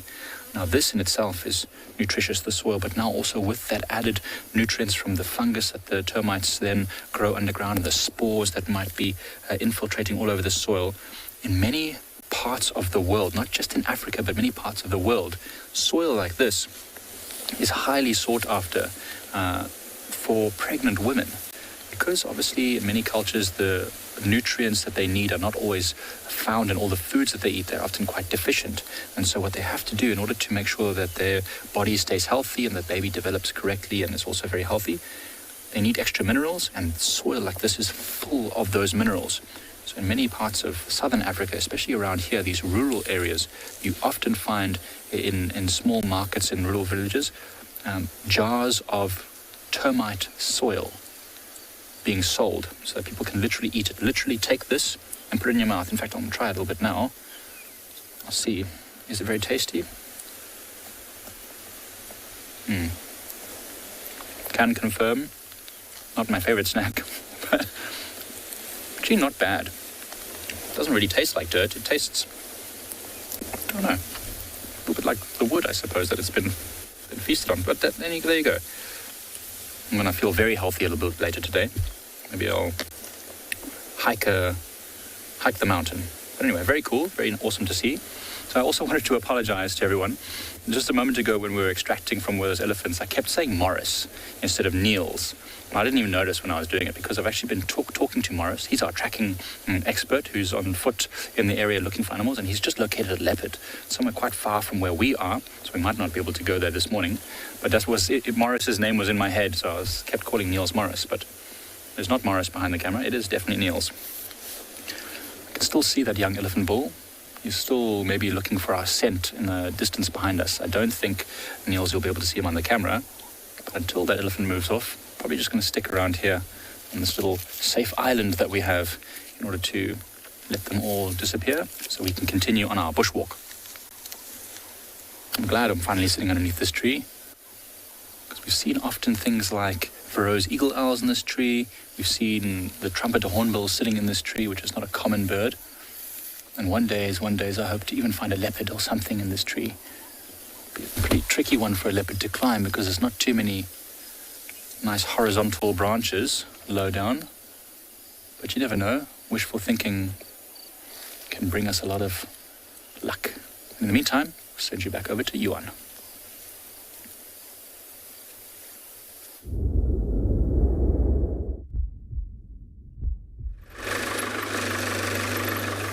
So as we've been talking about the grasses in a certain environment earlier on, talking about the sweetgrass species and finding animals in certain areas due to the presence of the environment and so on, we have come across the area where these lions have been turning off. We've had quite a bit of more signs actually on the road now here, where this lion, as you can see, she was purely scouting over this area. As we could see the back legs of her back legs actually scouting over the area, and sitting down on the road, sitting straight up, looking across the landscape.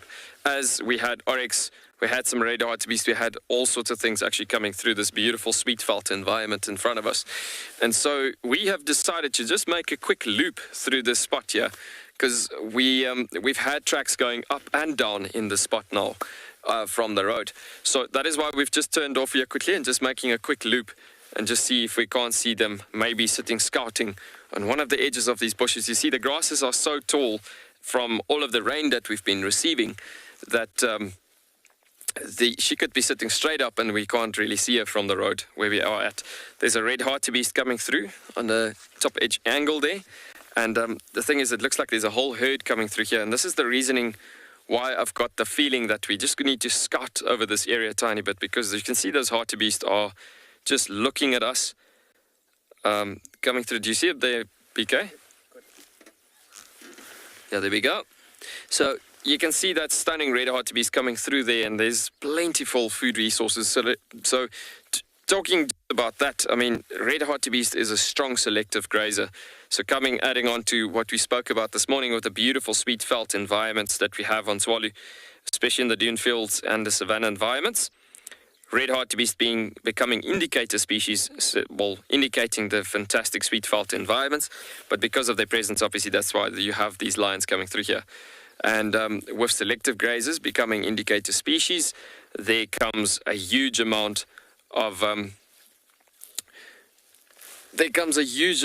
other bulk grazers, for instance, that would join those selective grazers. And as there's then obviously a large quantity of animals, you could easily get to a spot where there's a mass amount of predators obviously being linked with that entire combination, if you look at it from that way.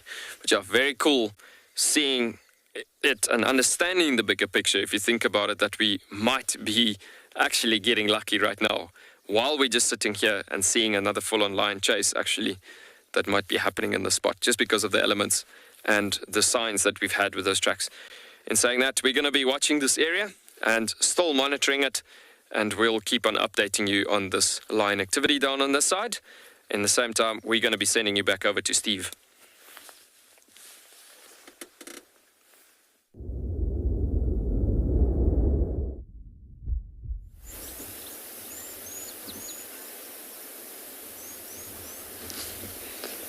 Welcome back to Chit, everybody, with a common green shank. one of our migratory birds that will be leaving soon. And there we go. He's on the little wall.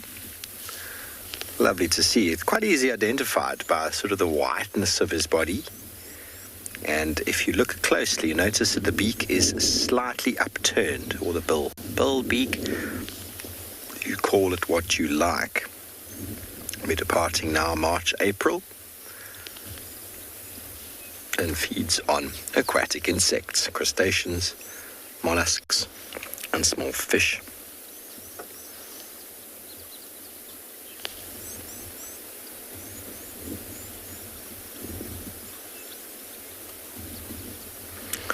So these birds breed all the way up in Scotland. So in the broad belt across Taiga and forest zones from Scotland to Kamchatka in Siberia. It's quite interesting.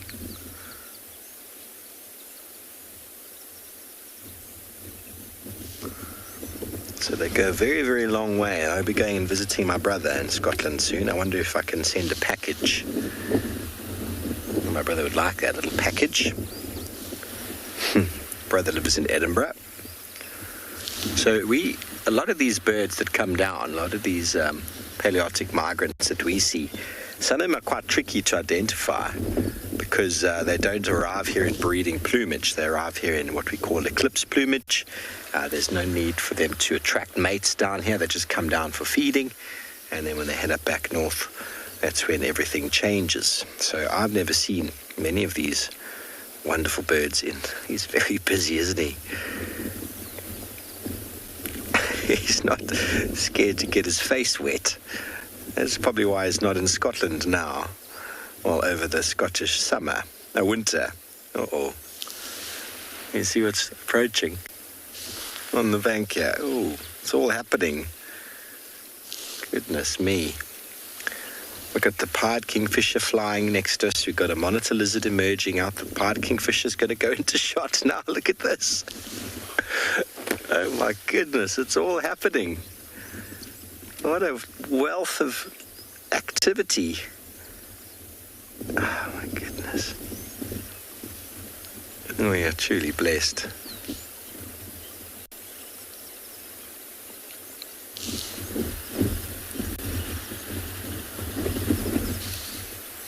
Oh, Tammy, well, you know, the African pitta is a bird I still haven't seen. Well, there's quite a lot of birds that we haven't been able to get on the show because they don't occur here. But a Pell's fishing owl on the show would be wonderful. And an African finfoot is a bird I haven't seen yet. African finfoot and African pitta are two birds I would really like to see. And if I got them on the show, well, goodness me, that would be quite something.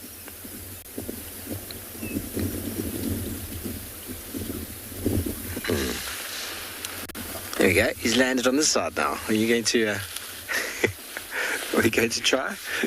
It's just in the shallows here, but it's fine. Whatever floats your boat there, Mr. Mpo. There's so much going on. We've got the fish eagle up in the tree there. We've got a number of water bucks that are about to fight each other. There's a huge hierarchical system happening, and we got the monitor lizard who's come out of the water. Action is everywhere. What would we like to talk about? Let's talk about monitor lizards for a moment, shall we? He's like, me? You want to talk about me? Let me give you my good side.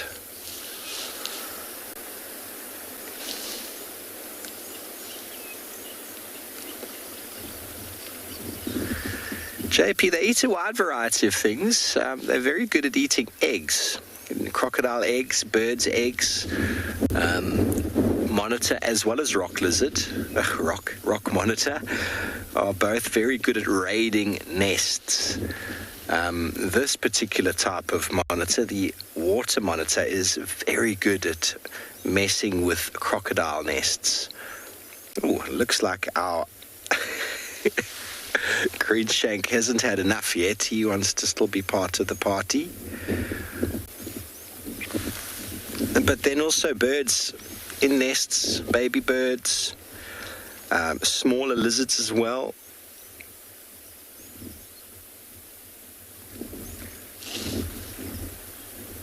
But they are carnivorous. They probably feed on even some frogs.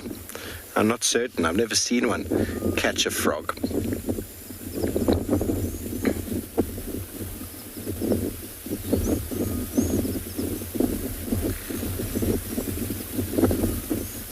And very good swimmers. Very good climbers.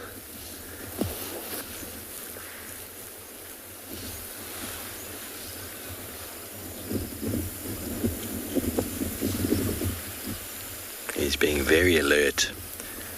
Bird of prey could come down and land on him.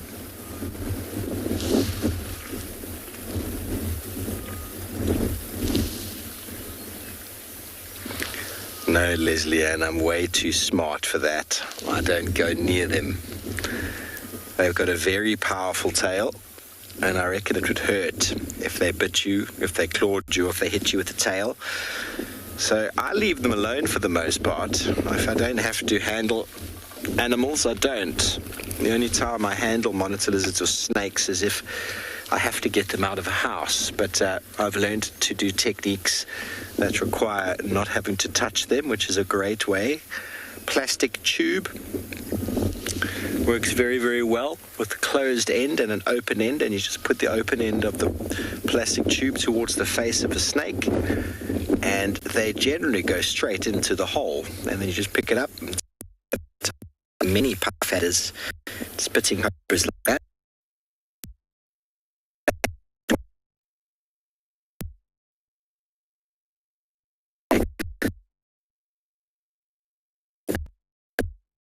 And I got him out, and he didn't manage to hurt me, which was good. I was the hero of the day that day.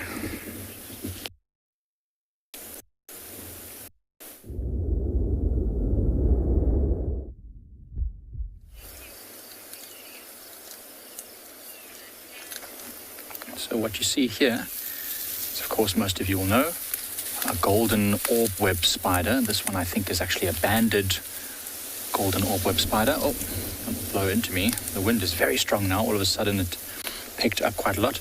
There's a beautiful picture of them because it's such a nice background.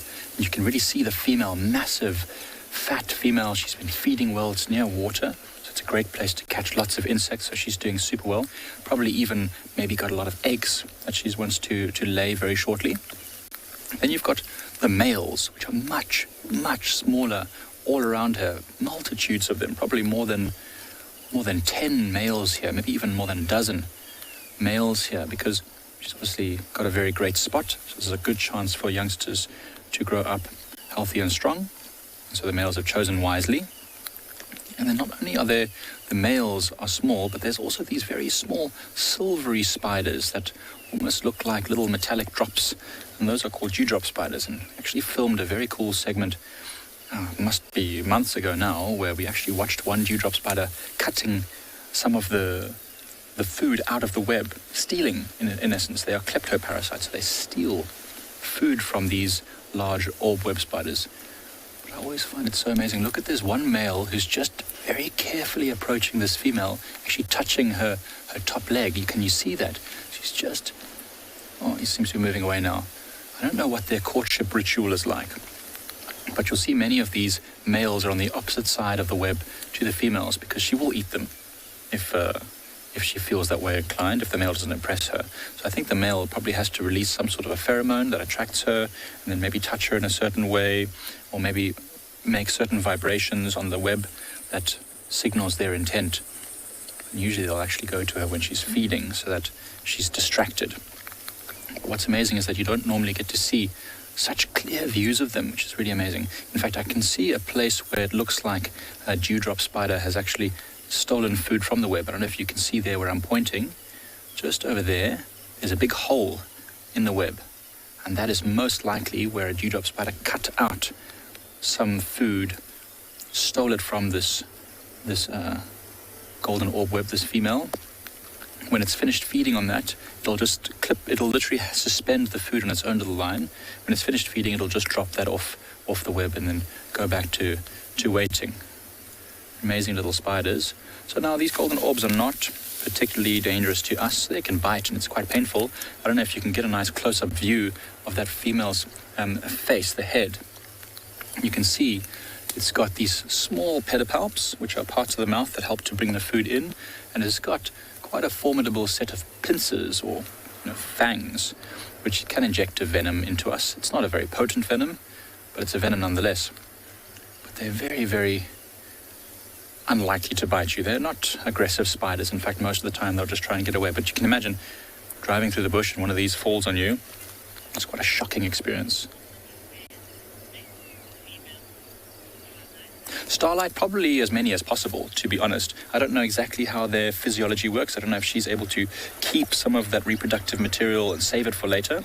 Sorry, if you can hear a noise in the background, it's a train that's going past. It's on the outskirts of our property. Well, actually just outside, but it's very loud today because the wind is blowing directly to us. But probably as many males as possible will mate with her. She needs the best genetic material, so she'll probably let them all mate. Well, I actually don't know if she lets them mate or if it just kind of happens. Who knows with these kind of things? But yeah, it's probably a lot of them. I mean, there's at least 10 males on this web right now, so I suspect they've all tried to mate with her at some point or other.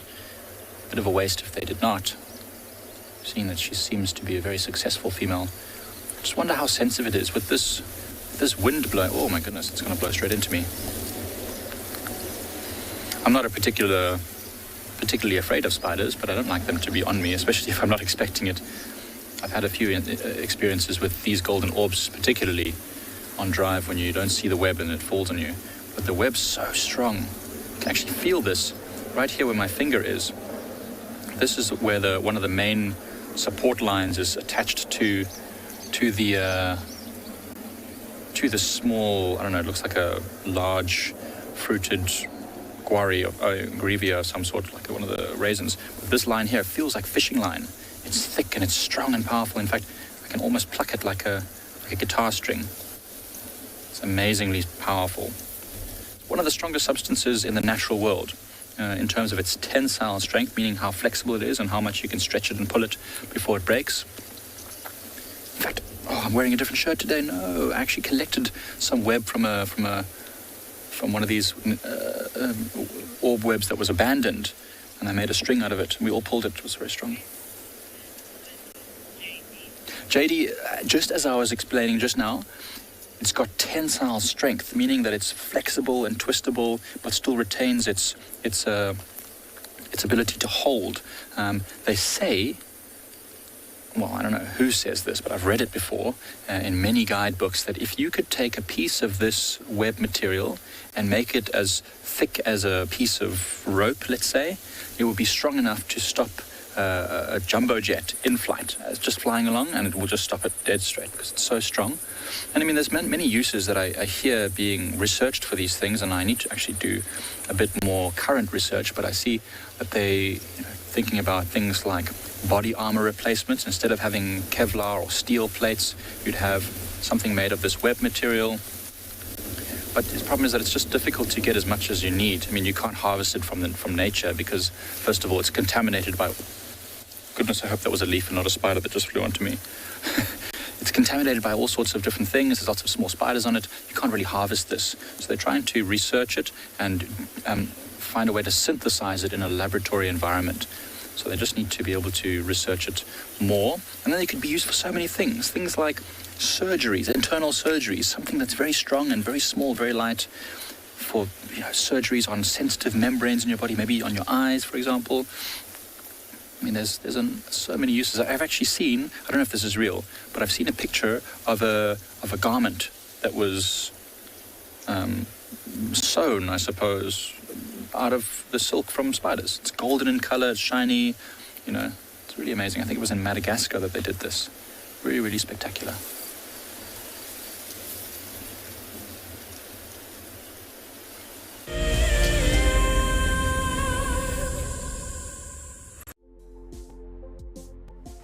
On the 27th of April, Wild Earth will be turning 14 years old, and we wouldn't be here if it wasn't for all of you. And to celebrate, we will be finishing the beautiful book that we started last year that looks at the history so far. But we do need you to be part of it. Please submit your most memorable sighting, or what Wild Earth means to you, or even just your name and a comment to be included inside the book.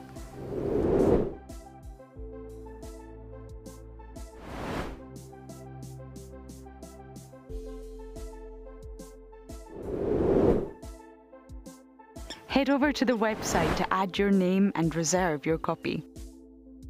We are offering a 20% discount on all books bought before the end of March.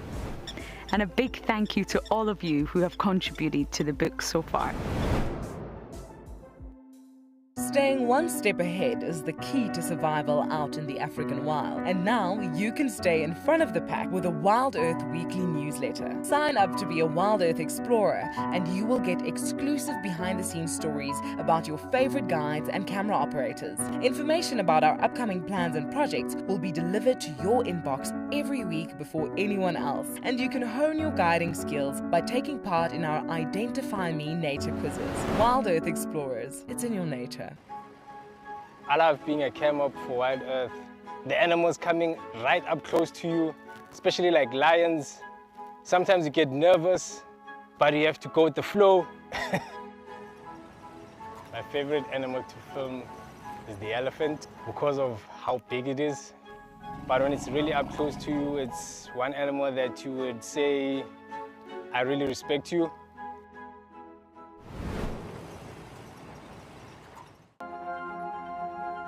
What are you looking at, man? That's its gangster face.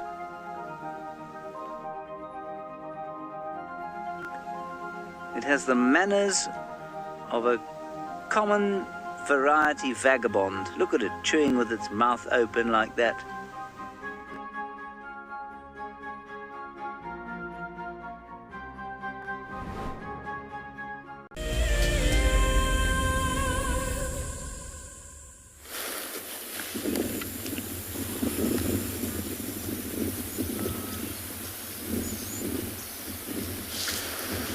Welcome back to the Waterbuck Central this morning.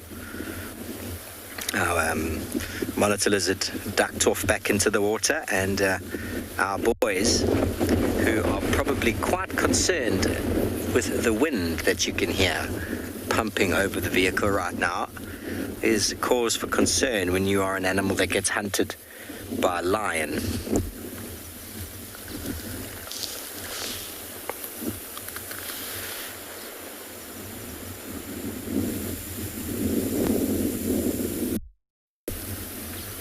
It's wonderful to see this batch of boys here, and hopefully they're going to push and shove each other a little bit more.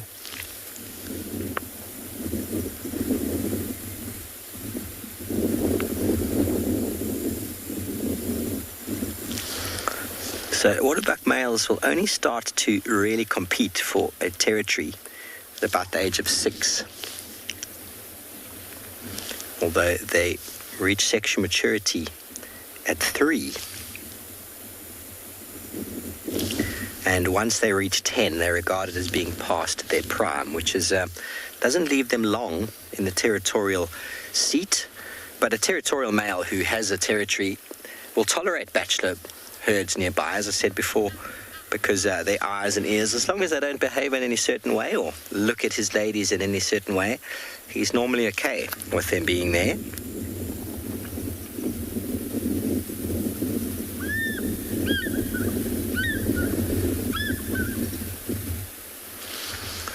But once they reach maturity, and as we often see those lone waterbuck bulls on their own, they will stay like that until they succumb to generally lion predation. There's not too much else that takes on the likes of a big waterbuck.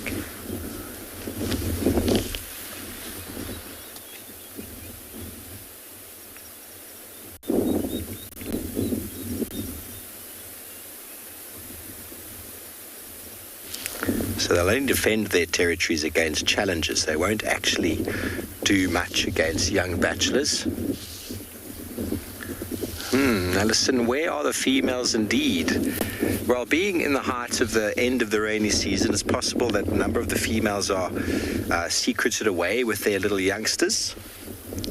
They will be youngsters for a couple of weeks. We haven't actually seen too many females of late, and I haven't seen any baby waterbuck this season yet.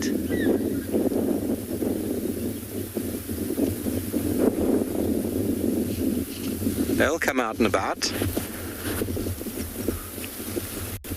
But that bull is looking off into the distance. I just saw what I think was a baboon running.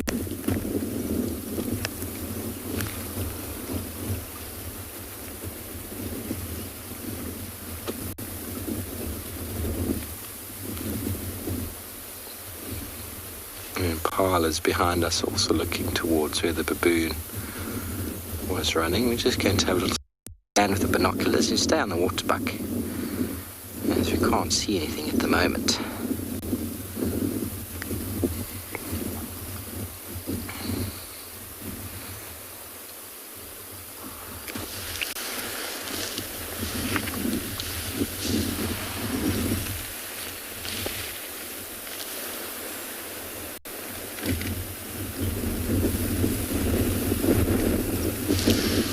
Moon dust? No, the females don't. It's only the males. Most of the woodland species that we'll find, males have horns, females don't.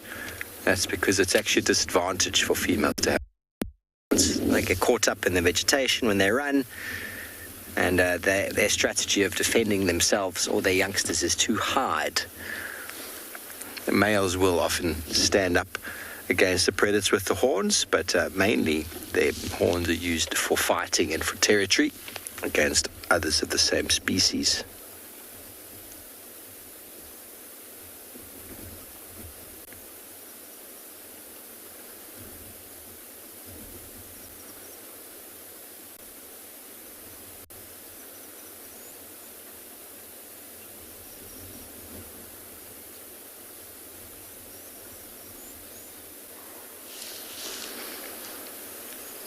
All seems to be quietening down here.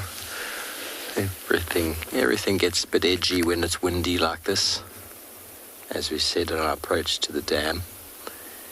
That's why you'll find animals like this coming out into the open, elevated ground, no surprises on the dam wall. They're probably going to go back into a bout of feeding now. There we go. Very water dependent, waterbuck. Will feed on the most green and juiciest of the grasses. Oh, he's going to lie down again. That was hard work. Beautiful vantage point there on the road.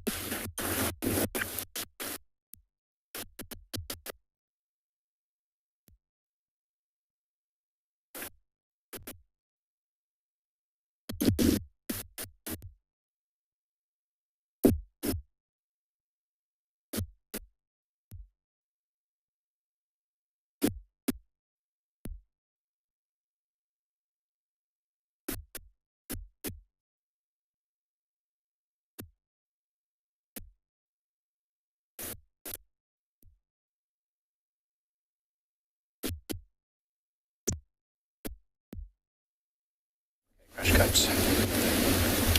All right, wonderful. Sorry about those technical difficulties, but we're lucky. We just had turned up at this tree here, which is the weeping boybean, the one that we always sit under when we're filming from the vehicle, the one that we always have that view of the sunbirds and all the flowers and everything. As you can see here, the elephants have been using it frequently as a rubbing post. And in doing so, they have actually not quite completely ring barked. There's a tiny little bit of the bark on the other side, which is sending a little bit of nutrients up, which means the tree might survive. But as we talked about with the marula yesterday, now that this wood is exposed, it's quite a hard wood, much harder than marula, but it's likely that wood-boring insects are going to start attacking this thing. And then when they do that, they weaken it, they make it softer, and then eventually it'll fall down because of a strong wind. I don't know, Niels, if you'll be able to go that side, you might be able to see just how much of the tree has been barked. Can you see all the way around here? All the way around here. Just a small piece on the other side, which is still in, just going up here, which is still in contact. It's actually become so smooth. Look up here. There's a piece which is actually perfectly at the right height of an elephant's shoulder, and it's been. I'm going to actually try and see if I can put a bit of water on that. Watch out. You can see just how perfectly smooth and shiny that is. That is literally like a polished piece of wood that you might find in a furniture store. And weeping bourbon does have a beautiful grain. It's a dark wood with beautiful lines in it, as you can see there. So we should actually get these elephants to start polishing some of my furniture. It would look great. Yeah, so this tree will stay a long time. It's a hard wood. So some of the smaller branches will break down and collapse, but the main stem, this main trunk, will stay for a long time. I mean, it's fairly resistant to things. I mean, at the moment here, I can't see too many things that have been eating into it, although I've just seen something pretty awesome. I don't know, Niels, if you'll be able to get really up close there. There's a little bit of eggs there from some sort of an insect, maybe a moth, maybe a wood borer. I doubt it's a wood borer, but you can just see those tiny little eggs there, and I believe those look like they might have already hatched. They look like they're hollow, but it's so tiny, I can't really even see them up close from even with my face 6 inches away. The elephants were right here this morning. They came right past here to feed and drink in the dam and to feed on the vegetation along the wall there. So we walked just over there, and that's where we walked this morning. And then we actually had to move out the way because the elephants came. Then we watched them from the other side of the dam. So you can see here, this is a small sickle bush, and that's on the other side of the dam, that small Tamboti Island. And that's where we were standing just on the opposite side of that when the other elephants arrived. So we're quite certain that more elephants are going to come to this area. So we're actually making our way away from the waterhole.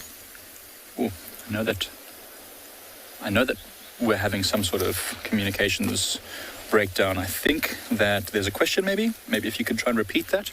Just struggling to hear you a little bit. I don't know if it's just maybe the wind that's picked up all of a sudden. It's making it quite tricky.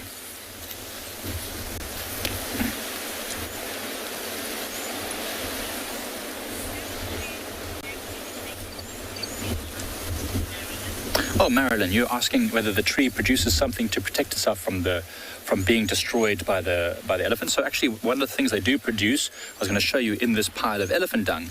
So I don't know if you can notice the color of this dung here is got a slightly yellowy, maybe almost an orangey sort of color. Especially if I open it up a small piece here. I don't know if you can see that. It's got like a yellowy color. So that is something called tannin. Now, there's not a lot of tannin in this right now because most of what was eaten by these elephants recently is grasses, but there'll invariably be a little bit of leaf material in there, and the leaves produce tannins. Well, the tree produces tannins that it puts in its leaves, and that's very bitter. So you'll find that elephants will feed on a tree for a certain amount of time, maybe 10 minutes or so, 15 minutes, and then they'll move away from the tree, and you'll often be left thinking, oh, why on earth did it leave the tree? There's still a ton of leaves on there. Why did it leave? Because the tree starts pumping tannins into its extremities, into the branches, into the leaves, and it starts to taste very bitter. And in fact, tannin can be toxic and can kill animals if it's in very high quantities. And the elephants know that, so they will literally leave the tree alone eventually. There's not as many tannins in the bark itself, but of course, in pushing these tannins up and down around the tree, it has to travel up the cambium layer, which is that inner layer of the bark, the one that transports the nutrients. In fact, I'll show you it right now in this tree. So I don't know if you can see just underneath this mud. This is the outer layer. This is where the protective part of the bark is, covered in mud. But on the inner layer here, this is what we call the cambium. And you can see even sap and things are leaking down this cambium, which is what the elephants are after. But the sap can also contain the tannins when it's transporting these up and down. So absolutely, Marilyn, they can protect themselves, but it's a slow process. Of course, it's not just chemical defense, but some trees can have a physical defense as well, like the knobthorn, the knobbly bark, and thorns from all the ex-acacias, the vachelias and the senegalias. So certainly trees have many types of defense. And look at this here. I actually want to show you something really interesting. So we've got a really good, this part of the bark here is one of the rings, and just over here is another one of the rings. And this is where one season's growth was. You can see that. This is one season's growth just on the outside here. Now again, I know you're sending us, well, we're sending you to someone else who's on a bumble. I'm not sure who it is, but let's find out.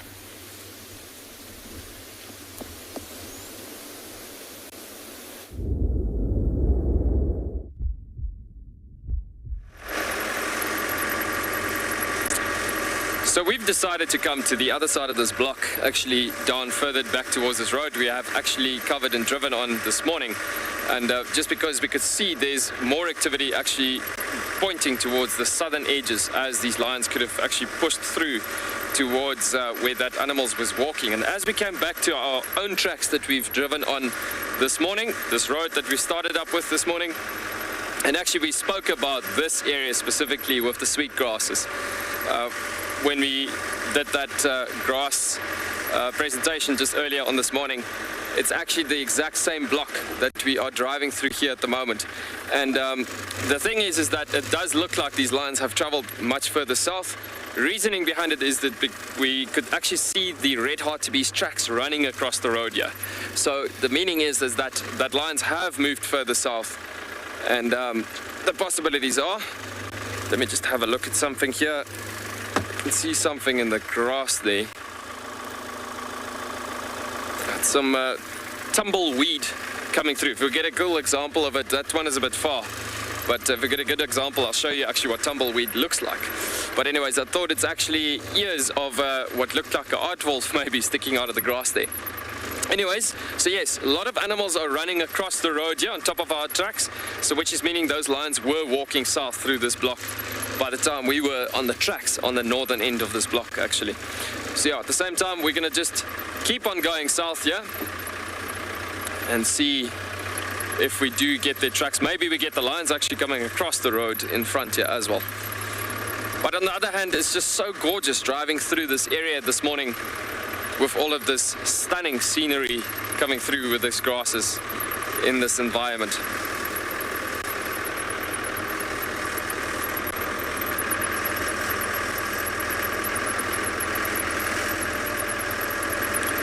And also there's a crazy amount of birds and bird life active with this morning light coming up, as there's a lot of nutritional value still this time of the morning in especially the inflorescence of the grasses and so. And the thing is that lots of these, especially what you call granivores, from the small birds in the area to all of them eating on seeds. Amber, you're asking what other animals would be hiding in this grass? You would find most of the time animals like the steenbok. You could easily find there's more tracks of red hartebeest and oryx that came across here just now. You would find also like common duiker, which we've been battling to see actually lately, due to the fact is that we've been having situations where the grass has been so long and so tall in certain areas that you just can't see them. Now the common duiker is a small jumping antelope that you find. It's actually called a duiker because of the jumping motion that it's making actually. So it jumps and it dives and it jumps and it dives.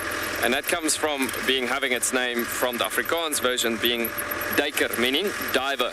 So it jumps and it dives and it jumps and it dives.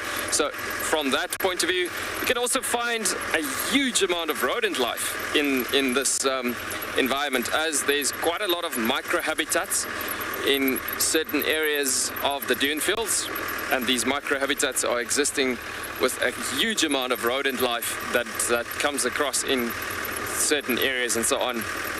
And that obviously allures and attracts the African wildcat, caracal, as well as the Cape silver fox and all sorts of animals like that. So it's really cool actually thinking about the different life that you could find from small to big all the way through in these grasses. But yes, it is, because it's so tall and the grasses are so dense, it is a bit of a difficult one actually to see all of these small critters at the moment.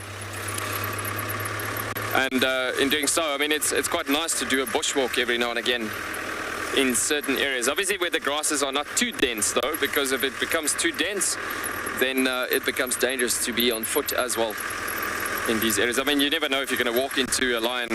I mean, we've been in a situation lately that we've been driving through certain areas, and we've literally come across animals lying right next to the road where we've been walking, or in certain spots in the bush where we've been trailing, and you suddenly come across like that pack of wild dogs I found yesterday when we were trailing on their tracks. And so yes, I was trailing for a good, like I said, a kilometer on those tracks, and I found them about 20 meters in front of us. And so yeah, there's a lot of surprise factors that happens with this dense vegetation. It's not always just the bush, but also the grasses around the area. So we're going to continue looking to see if these tracks of this lioness haven't come across here, or hopefully finding them on the road, because they have traveled further south. Meanwhile, we're going to send you back over to Tswalu with the dam cam.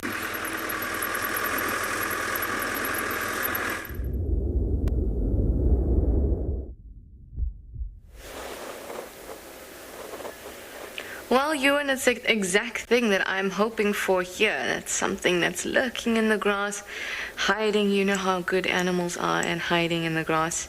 So that's why I'm waiting. Maybe I'll get a little ear flick or tail lift, something to indicate that there's an animal around. So far, we've just been seeing some birds on the dam cam. Couple blacksmith lapwings. Let's have a look and see if they're still around. They were at the little pan here. Oh, there we go. Thank you for sticking around, lapwings.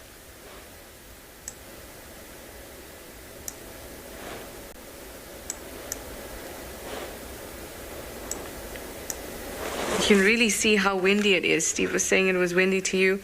I was saying to you guys that it's really windy. Certainly is. But at least the lapwings seem to be fairly happy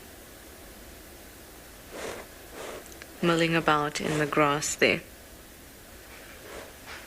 So they're busy foraging, and they'll be looking for little insects there.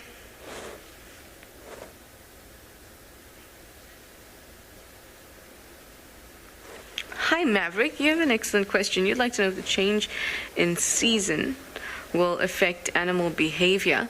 It will, to an extent. The change in our seasons here in Southern Africa is not very drastic. So there's not a huge disparity between temperatures. It's more whether it's dry or wet that matters to us. And because our wet season was so fruitful the last 2 seasons, this year there may not be too much of behavior change in the animals. But one of the things that we do will notice is that water sources, all these kind of impermanent water sources, side of the road, little pans, things like that, all of those will dry up. So you'll have more animals actually coming to the dams to drink, to bathe, have a bit of fun, to cool down. The animals will come to the dams. And also because in the dry season there's less rain, we expect that they'll need to drink in the dams. But like I said, because the water table is quite high at the moment because of our last 2 seasons, that may not be the case this time round. The other thing that can change is the feeding behavior of some animals, particularly herbivores. Again, it's not really applicable for this coming dry season because we've had such good rains. But normally after the dry season, vegetation becomes so tanniny, it becomes dry, and all those tannins are a way for the tree and the vegetation, particularly trees, grasses don't do this, but trees will produce more tannins and other chemicals that will deter animals from eating it, and that's because they're trying to survive themselves. They may only have a few leaves left to photosynthesize with, and herbivores are going to eat it. So they increase the tannins in their leaves as a way to deter herbivores from eating them. And in the dry season, you'll find that herbivores will start to change their behavior and end up eating leaves that they wouldn't ordinarily, such as tamboti or silver cluster leaf. Those are all very unpalatable, or rather less palatable than, say, the leaves of buffalo thorn or any of the combretums. So then you'll have that type of behavioral change, but that type of behavioral change can be fatal. 2 years ago, we saw a number of herbivores, nyalas, bushbuck, that had just keeled over and died, and that's because of malnutrition. So what ends up happening is when they eat these leaves that are very tanniny, it affects how their digestion occurs and how much nutrients can be absorbed particularly. So they end up eating and feeling full, but in fact they're not absorbing any nutrients, and they end up dying. And that's one of the things that you end up seeing in the dry season. That's very sad. But I expect that won't happen this year, and it didn't happen last year either.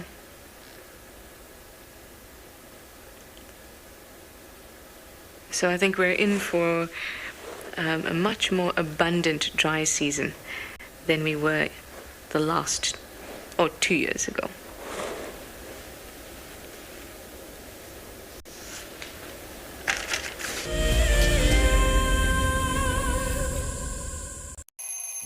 Our lives are dictated by alarm clocks, traffic jams, constant multitasking, and countless distractions. The wilderness is where many of us feel the most human. On a bushwalk, we become part of the natural landscape. As you step off the vehicle, everything comes alive.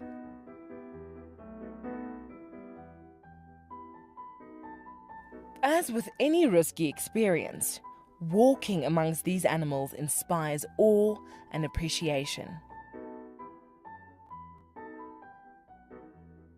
Now, it's your turn to go on a bushwalk. Join us from Pride Lands as we slow down our thoughts, put aside our distractions, and reconnect with a place that first taught us how to be human.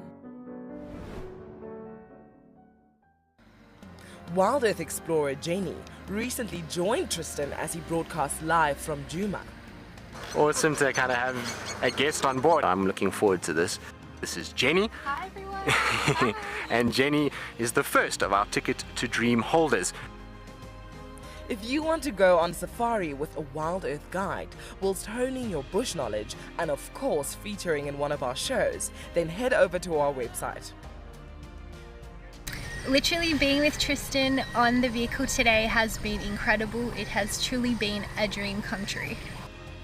Sign up to be a Wild Earth explorer and you could be making your first ever on-screen appearance.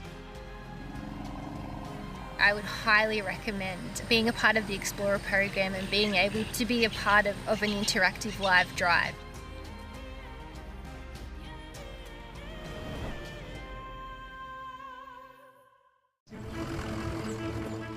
My name is Taylor McCurdy and I work for Eco Training. I love hearing from all of the viewers. However, I particularly enjoy those of you who have been watching for a few years. Your questions are just so advanced and they really get me thinking. If you'd like to ask a question on Wild Earth, you need to register on our website. Once you've done that, head to the live safari page and submit your questions below the live.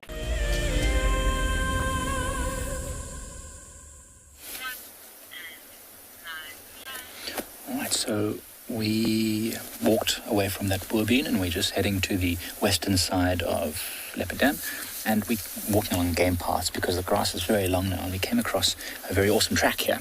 So that track there is of a rather large animal. You can see the track is the size of my hand, so I wanted to find out if you the viewers could tell me what track could this possibly be. It's about the size of my hand, if you can't see it super clearly.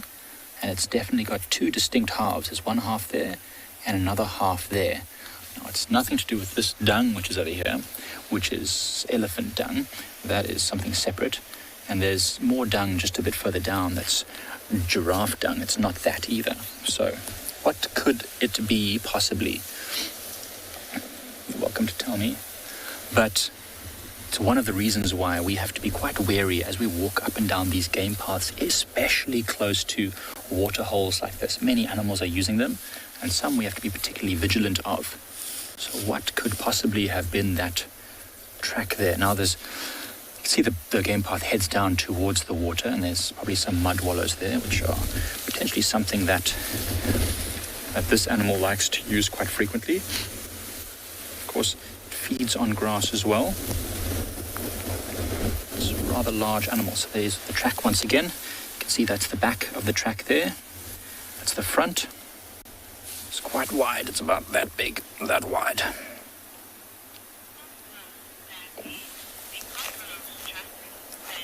Sandy, absolutely. That is the track of a buffalo. And it's most likely a male buffalo, which are specifically the ones that we have to be very careful of, because they are big and they're likely to make decisions very quickly.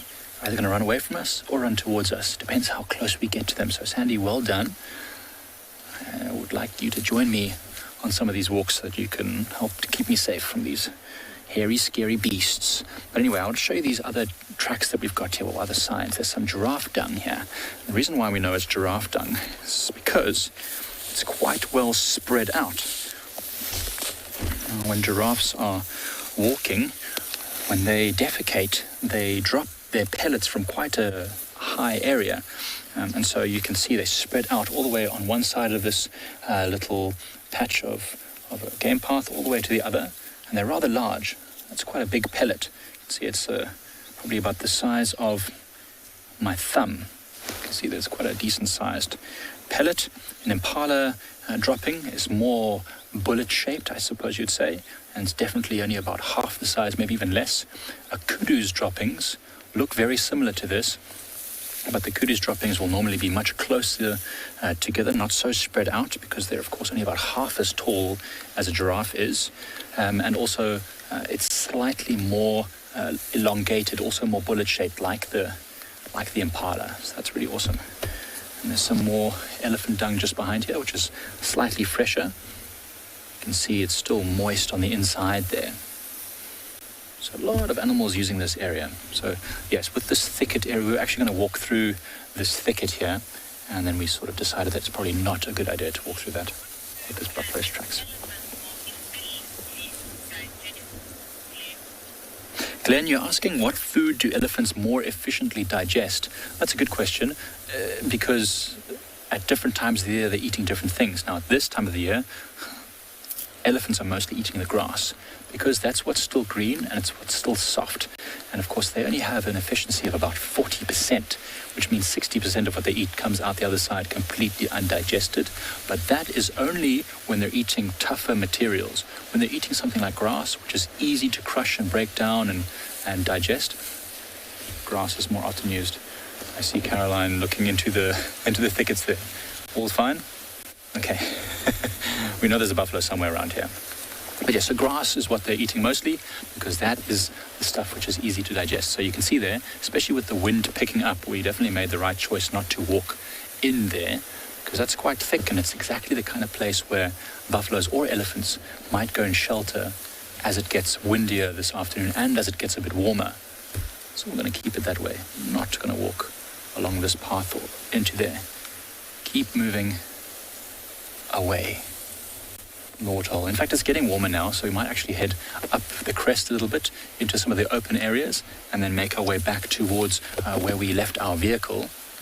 And you never know what's going to be walking up the drainage line towards the dam. Right, so we're going to send you over in the meantime, whilst we make our way back towards the vehicle, to Trishala, who's still on the dam cam.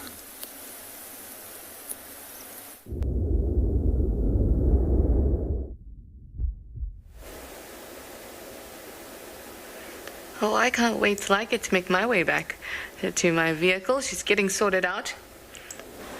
So hopefully we'll be back in action this afternoon at least.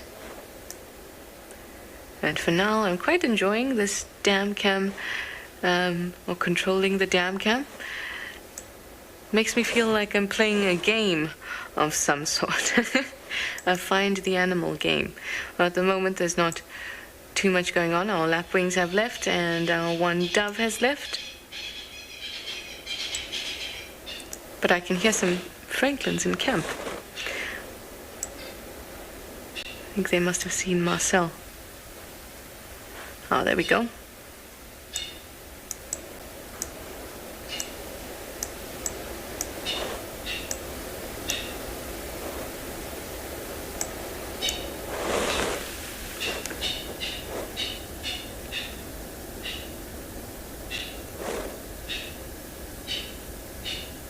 I love watching them.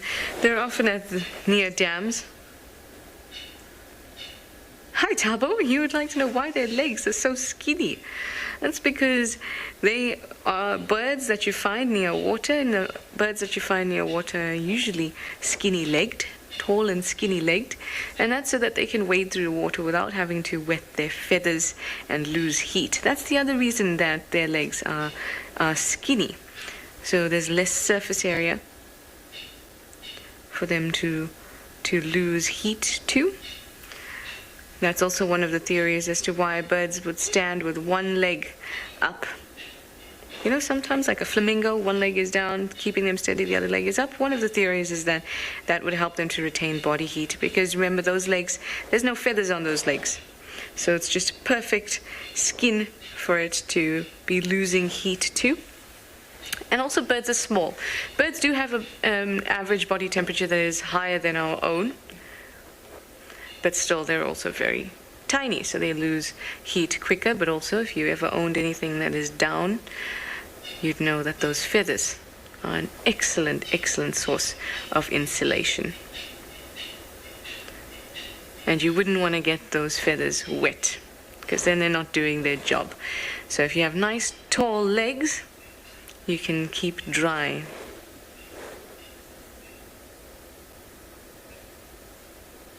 Hi Lindsay, you'd like to know how much of an effect does the wind have on the bird's ability to fly? So what wind is a change in pressure. So you can go from an area of low pressure to high pressure, or there's a transition transition happening, which will cause this turbulence in the air, which is what we see and feel as wind. It does affect a bird's flight, but not as much as you may think, because obviously a bird is completely adapted to flight. In fact, that it will affect it, but not very much. So imagine if you had to ask that question in a different sense, or for a different animal, and say, how much does the wind affect us walking? Right? If it's really windy, it is going to affect us walking. I've been in really, really, really windy places a couple of times, and you actually get pushed over by the wind. Given I'm not the biggest human being, but I have been pushed over, especially in places like Cape Town. You can really get pushed over and the wind will affect your walking. But it would have to be quite substantial gusts for that to happen. Similarly, with birds, they're so well adapted to flight, and picking the right times to fly and making sure that they're not going to put themselves into a position where they're not going to get anywhere because of the wind. Just like we wouldn't start walking down the road if we can see that it's so gusty outside that we're not going to get anywhere. But I'm using us as an example because we have been using our legs to walk around for many, many, many, many, many hundreds of years, thousands of years. So we're used to doing that. And even though the wind might affect us, we are good at knowing when to walk and when not to with regards to the wind. In the same way, birds can do the same thing. So you may be able to see birds getting pushed by the wind, But also remember, wind doesn't happen all over the air at the same time. It happens in pockets and in belts, so they may be able to move above the wind, they'll be able to move below the wind and find that sweet spot for them to fly in.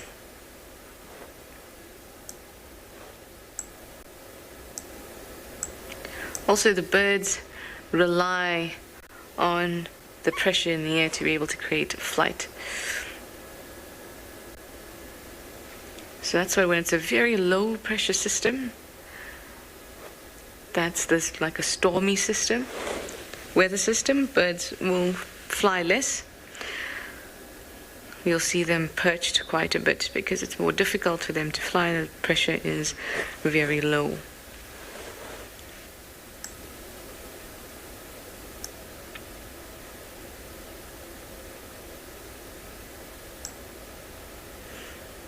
Anna Marie, you'd like to know if any of the migratory birds have left yet? I can't be certain. It might just be that I haven't seen them. I can tell you, Anna Marie, that I most definitely am still seeing woodland kingfisher. I'm still seeing European bee-eaters. I'm still seeing European rollers. What else have I still been seeing?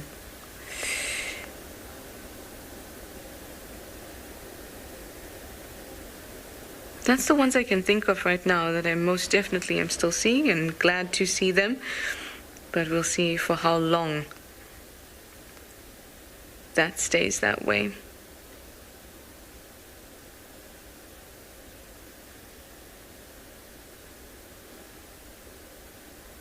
I feel as if the wind might be picking up.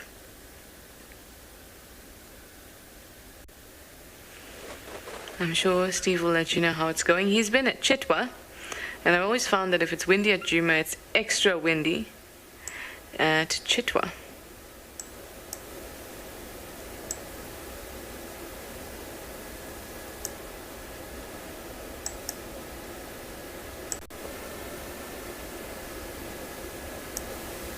Hi, Heather. You'd like to know how often would the elephants come to have a drink at the dam? As often as they can. They will go every day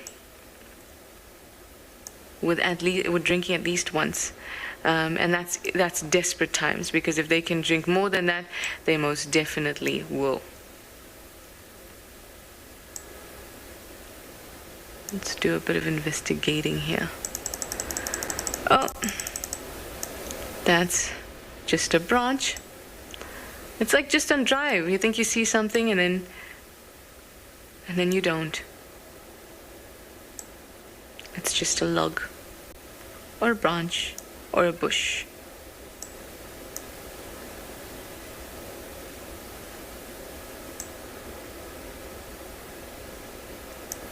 Elephants do the most satisfying jig as they get down to the water. We've spoken about it before, where they're so excited.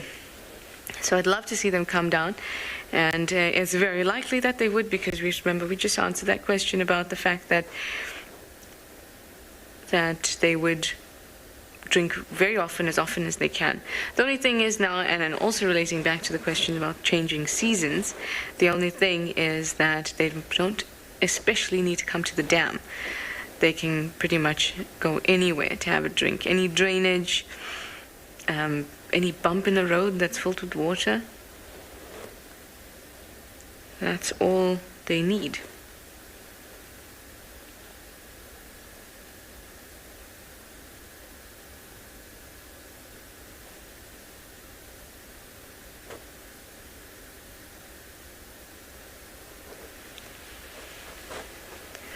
I still wish, often we used to get pictures of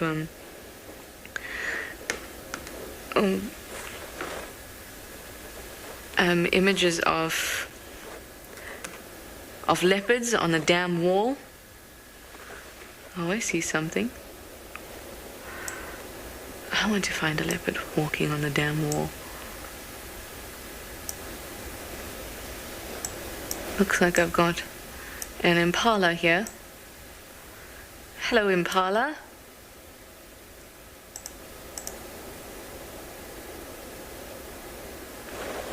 A nice impala ram crossing the dam wall. Sometimes I think of the dam wall as a bit of like a catwalk, especially if there's a leopard in it or on it.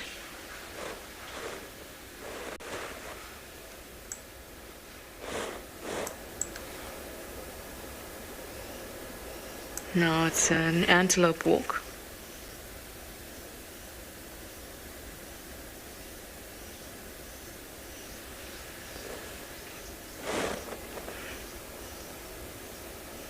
I got a question there from Andrew. Hi, Andrew. I'm not sure. It was about an elephant's trunk, but I'm not sure exactly what. And we have a bird here. What is this bird? Ah, how much water can an elephant's trunk hold? Thank you, Andrew, for your question. An elephant's trunk can hold about 12 to 15 liters of water. Just on its own. So that's how much it can dunk into its mouth in one go. Isn't that amazing? Let's go check out this bird. Thanks, Impala.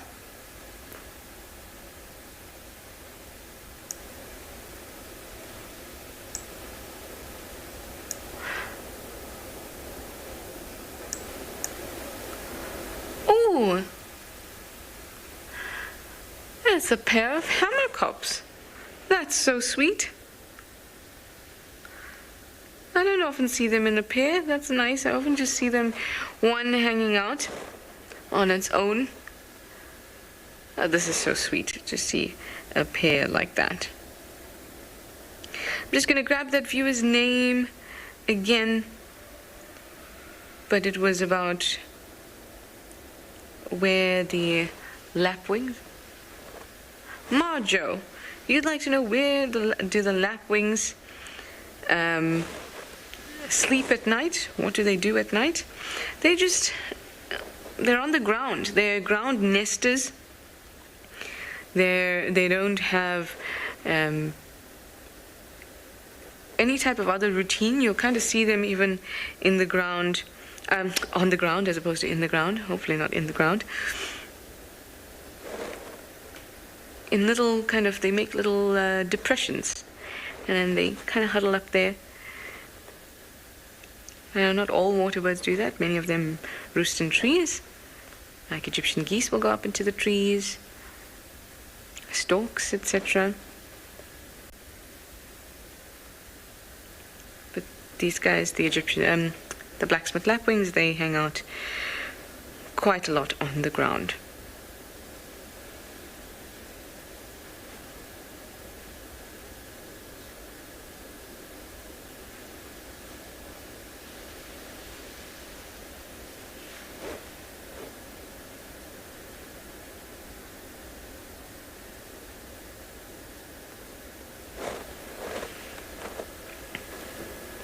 Wow, I think the camera might be shaking from the wind, because I'm not doing that.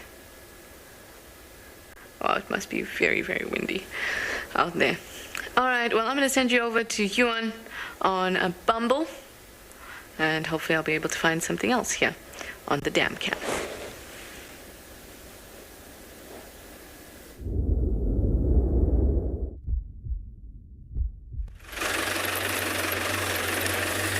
So, on the northwestern corner of the block, we've had her tracks coming out, so she must have made a bit of a nice bend through from those animals coming back up north, and we've had the tracks now obviously coming through to these mountains that you see in front of us here. So we are on a very old road driving over here, and so the thing is that as we're driving in this area, we're going to constantly look and see if we can catch her on the front end here, because the thing is, it looks like she's aiming for a bush here somewhere that she's looking to settle in this position where we're at the moment. So what I'm actually going to do is, at this point where we're at the moment, we've had the tracks at the base edge of the mountain here, and the tracks were coming through the edge as it was walking on the edge of the rocks, and so this is already about another 2 kilometers north of that block that you've seen us last at, and so these tracks have been walking all along the the road here off towards the edge of the mountain. So what I wanted to do is now we just going to keep quiet a bit, because as I was mentioning earlier, the possibilities are that we might actually hear these cubs suckling or moaning moaning at her ears as they're at a resting position at this time of the day now, because it's now getting warmer. And so we're just going to keep quiet a bit and just listen, and then just try to hear if we can't hear anything happening, because I've seen these lionesses at this particular given point before, where they like to actually relax and sleep, taking a good resting spot. So for about a good 2 minutes or so, we're going to just keep the voice down and also at the same time absorb the natural sounds.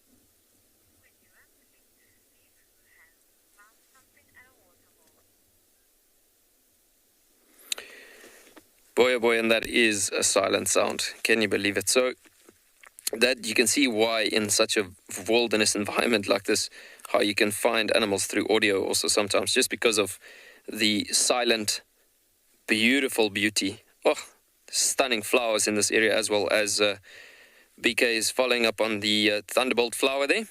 Anyways, we're going to keep on going and see if we can follow this mountain's edge. Keep on going on these tracks and we'll keep you updated. We're going to send you back over to a stunning sighting in the waterhole that's just been found.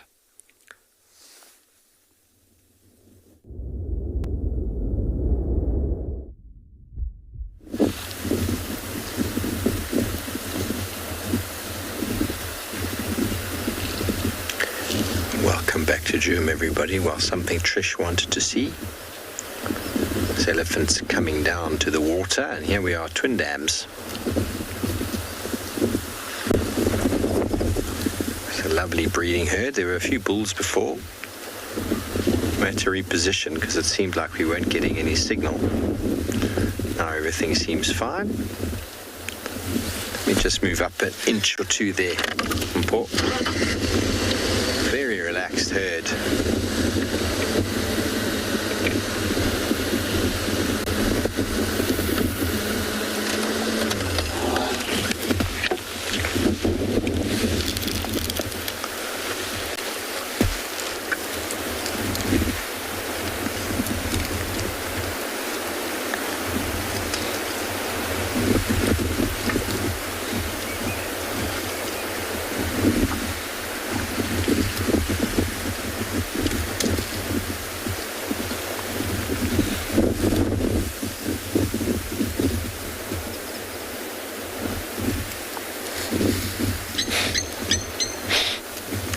You see it just chased that blacksmith lapwing. Elephants are so funny.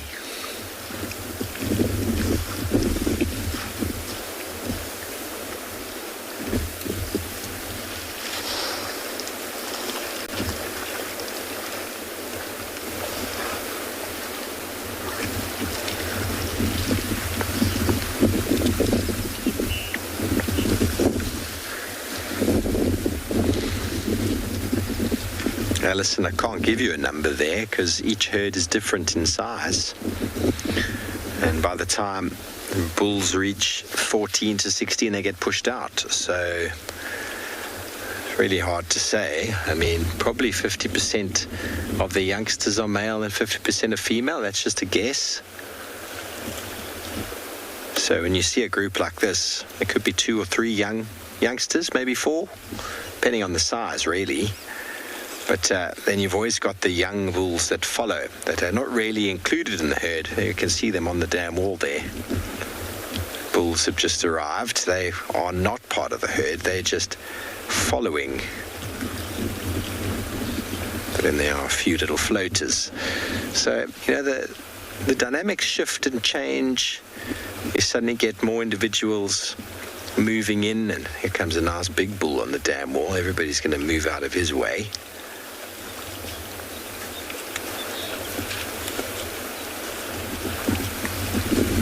Oh, how blessed is this? Okay, Mama, we see you there.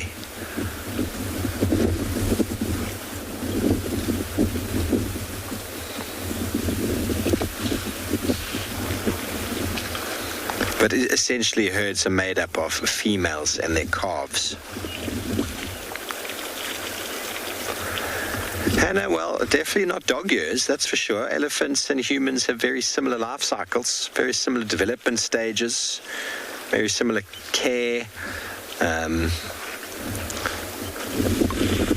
so an old elephant, 65, what kills them eventually is their teeth.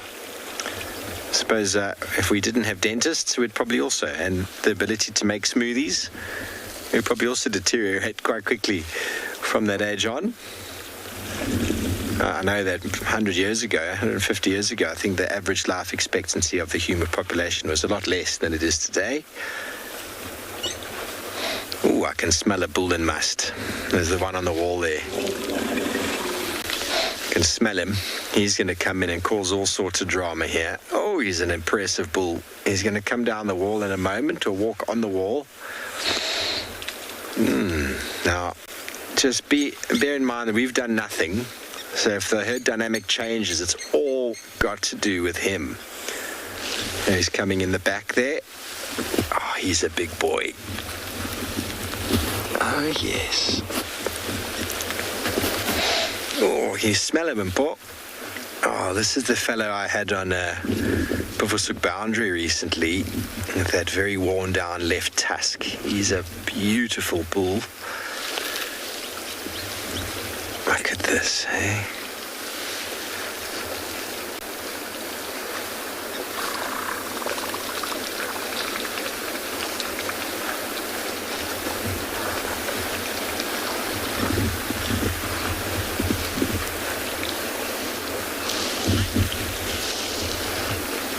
Okay, well, we're going to stay right here. We're not going anywhere. I'm going to send you over to Mike.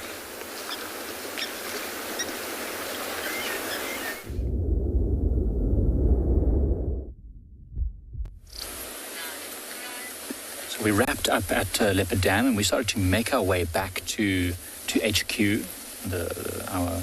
our base. And Niels had a great idea to come and check on the dung ball that we were watching being buried yesterday afternoon. I think it was yesterday. Yeah, it was yesterday afternoon. And now we've come here and we've actually found where it was being buried. So here, beautifully covered, is where the dung ball... Remember, we actually left it because we said it was taking a long time and it looked quite tricky. This dung beetle was very persistent and managed to bury the whole dung ball and then cover it with soil to keep it protected and moist. How incredible is that? I don't know how long it took, but it probably took over an hour to do that. So for a tiny beetle, well, it's not tiny, but for a beetle, it's very persistent.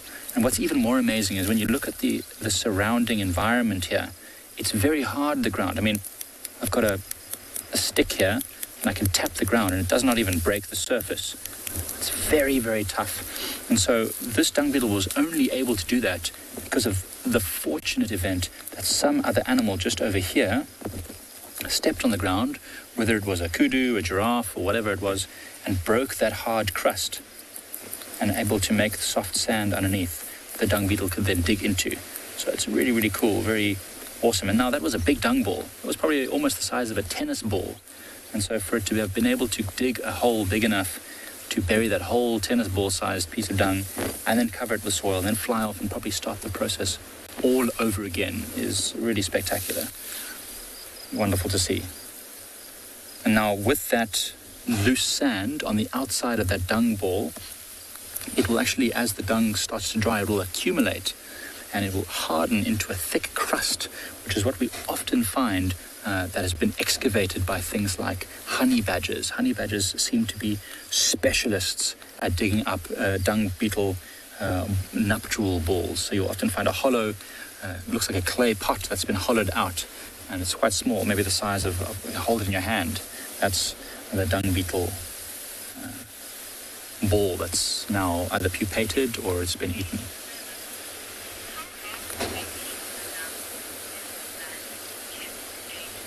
Kim, aged 7, you are asking the important questions.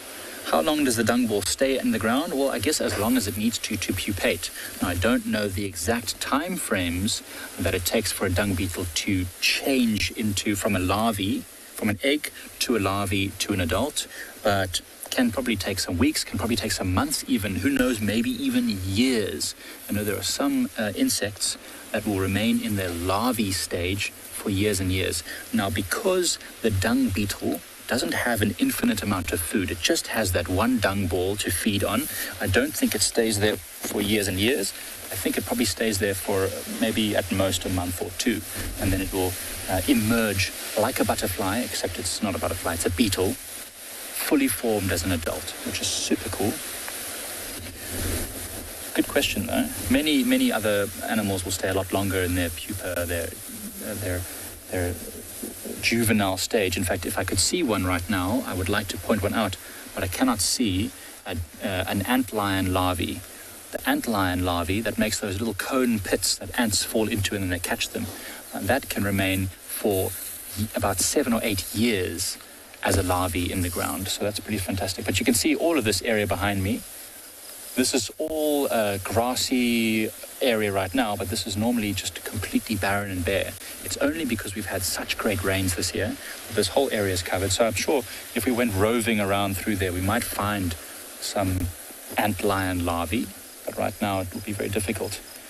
As we mentioned before, all these grasses, these are all pioneers that take over these areas. So we've even got some of this stuff right next to me over here. If I can show you, I don't know if you can see up close there, Niels, it's got these sort of spiky things on the side. And if I use my fingers to pull them out, they easily come out, and these stick into our socks. And they also stick into the fur of animals. They get stuck between their hoofs, all sorts. And that allows them to be able to be spread. And remember, pioneers don't live very long. They just live for a season. They're just there to spread their seeds, basically. They don't make a lot of material. Many animals don't eat this because it's not have a lot of leaves and good tasty stuff. But certainly doing its job, stabilizing the soil.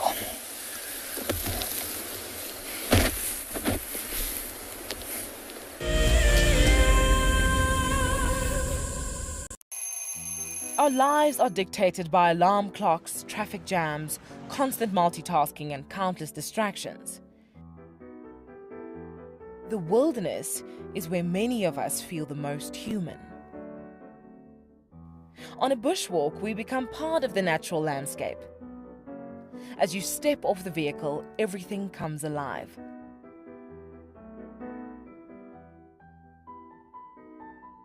As with any risky experience, walking amongst these animals inspires awe and appreciation. Now, it's your turn to go on a bushwalk. Join us from Pride Lands as we slow down our thoughts, put aside our distractions, and reconnect with a place that first taught us how to be human.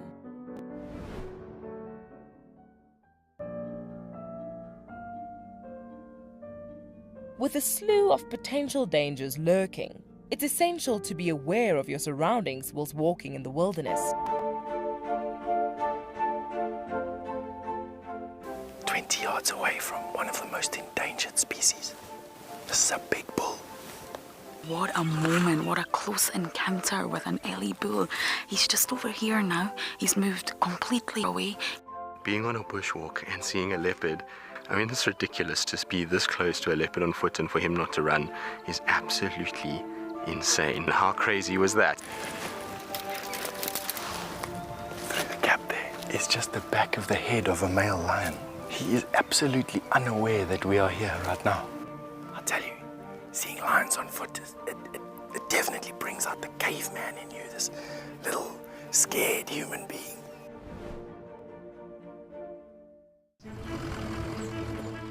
My name is Taylor McCurdy and I work for Eco Training.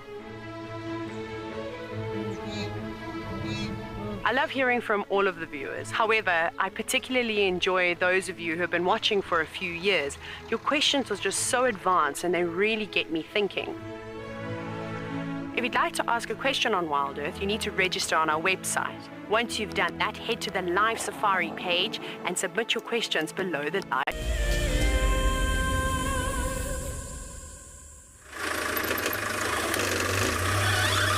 Welcome back, everybody.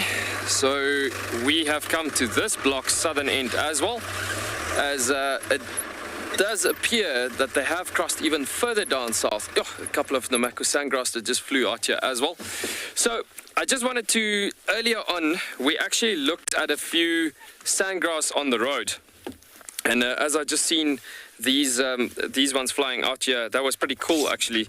So that was actually a different species, but just showing you quickly here, looking at the book, that was the Birchall sandgrass that we looked at earlier. And as I was saying, basically when they're nesting, it's actually quite interesting seeing how they make use of certain areas deliberately for water resources around, because the female would be sitting on a nest with the eggs and the chicks and so on, and generally then it gets to a point that the male go off to the water points and they would land in the water and then soak up the water with their breast feathers, these feathers over here that you're basically looking at, and then the male would fly with that water all the way back to the actual nest where the female is at with the chicks in the nest. And they would drink from his breast feathers or so. Very, very interesting seeing that. But this is the one, you can see the iconic grey head that we've been looking at earlier on. But then also looking at the double-banded sandgrass. So this one comes into waterholes about 9 o'clock, 10 o'clock in the morning in the Kalahari. This one is the double-banded sandgrass. So this is the crepuscular one. This is the one that comes mostly at just during sunset or just after sunset or so. You see the very iconic double bands that you get there, and then also you get the Namakwa sandgrass. So the two common ones that you find is these two, but then you get the double banded sandgrass in the evening. So these two comes through in the mornings to water points, whereas this one in the evenings. So yeah, just wanted to complete that sentence. Literally is what we looked at, and we had a few actually flying out from this spot. But yeah, we're going to continue looking for these lions for the rest of this morning. Driving this block even when we say goodbye to you guys, and so we're gonna just see if we can't continue looking for this lioness as she's taken us all the way down the road here for most of the morning. So yeah, then the thing is that we can see if we can't find her maybe for the afternoon, and so that we could possibly come back here this evening and hopefully we could show you some lion cubs, but we'll update you this afternoon through that. Don't forget to join us for this afternoon's sunset safari. As I've been saying to you, we're going to continue looking for these lions and yeah, see what we can get to do down there. So yeah, Central African time from 3:30 till 7:30 in the evening, and we'll see what we can get to do with regards to finding these different animals. But yeah, it will be very special to having you be having you joining us for this evening's drive as well. So yeah, please come and join us for another beautiful sunset African safari.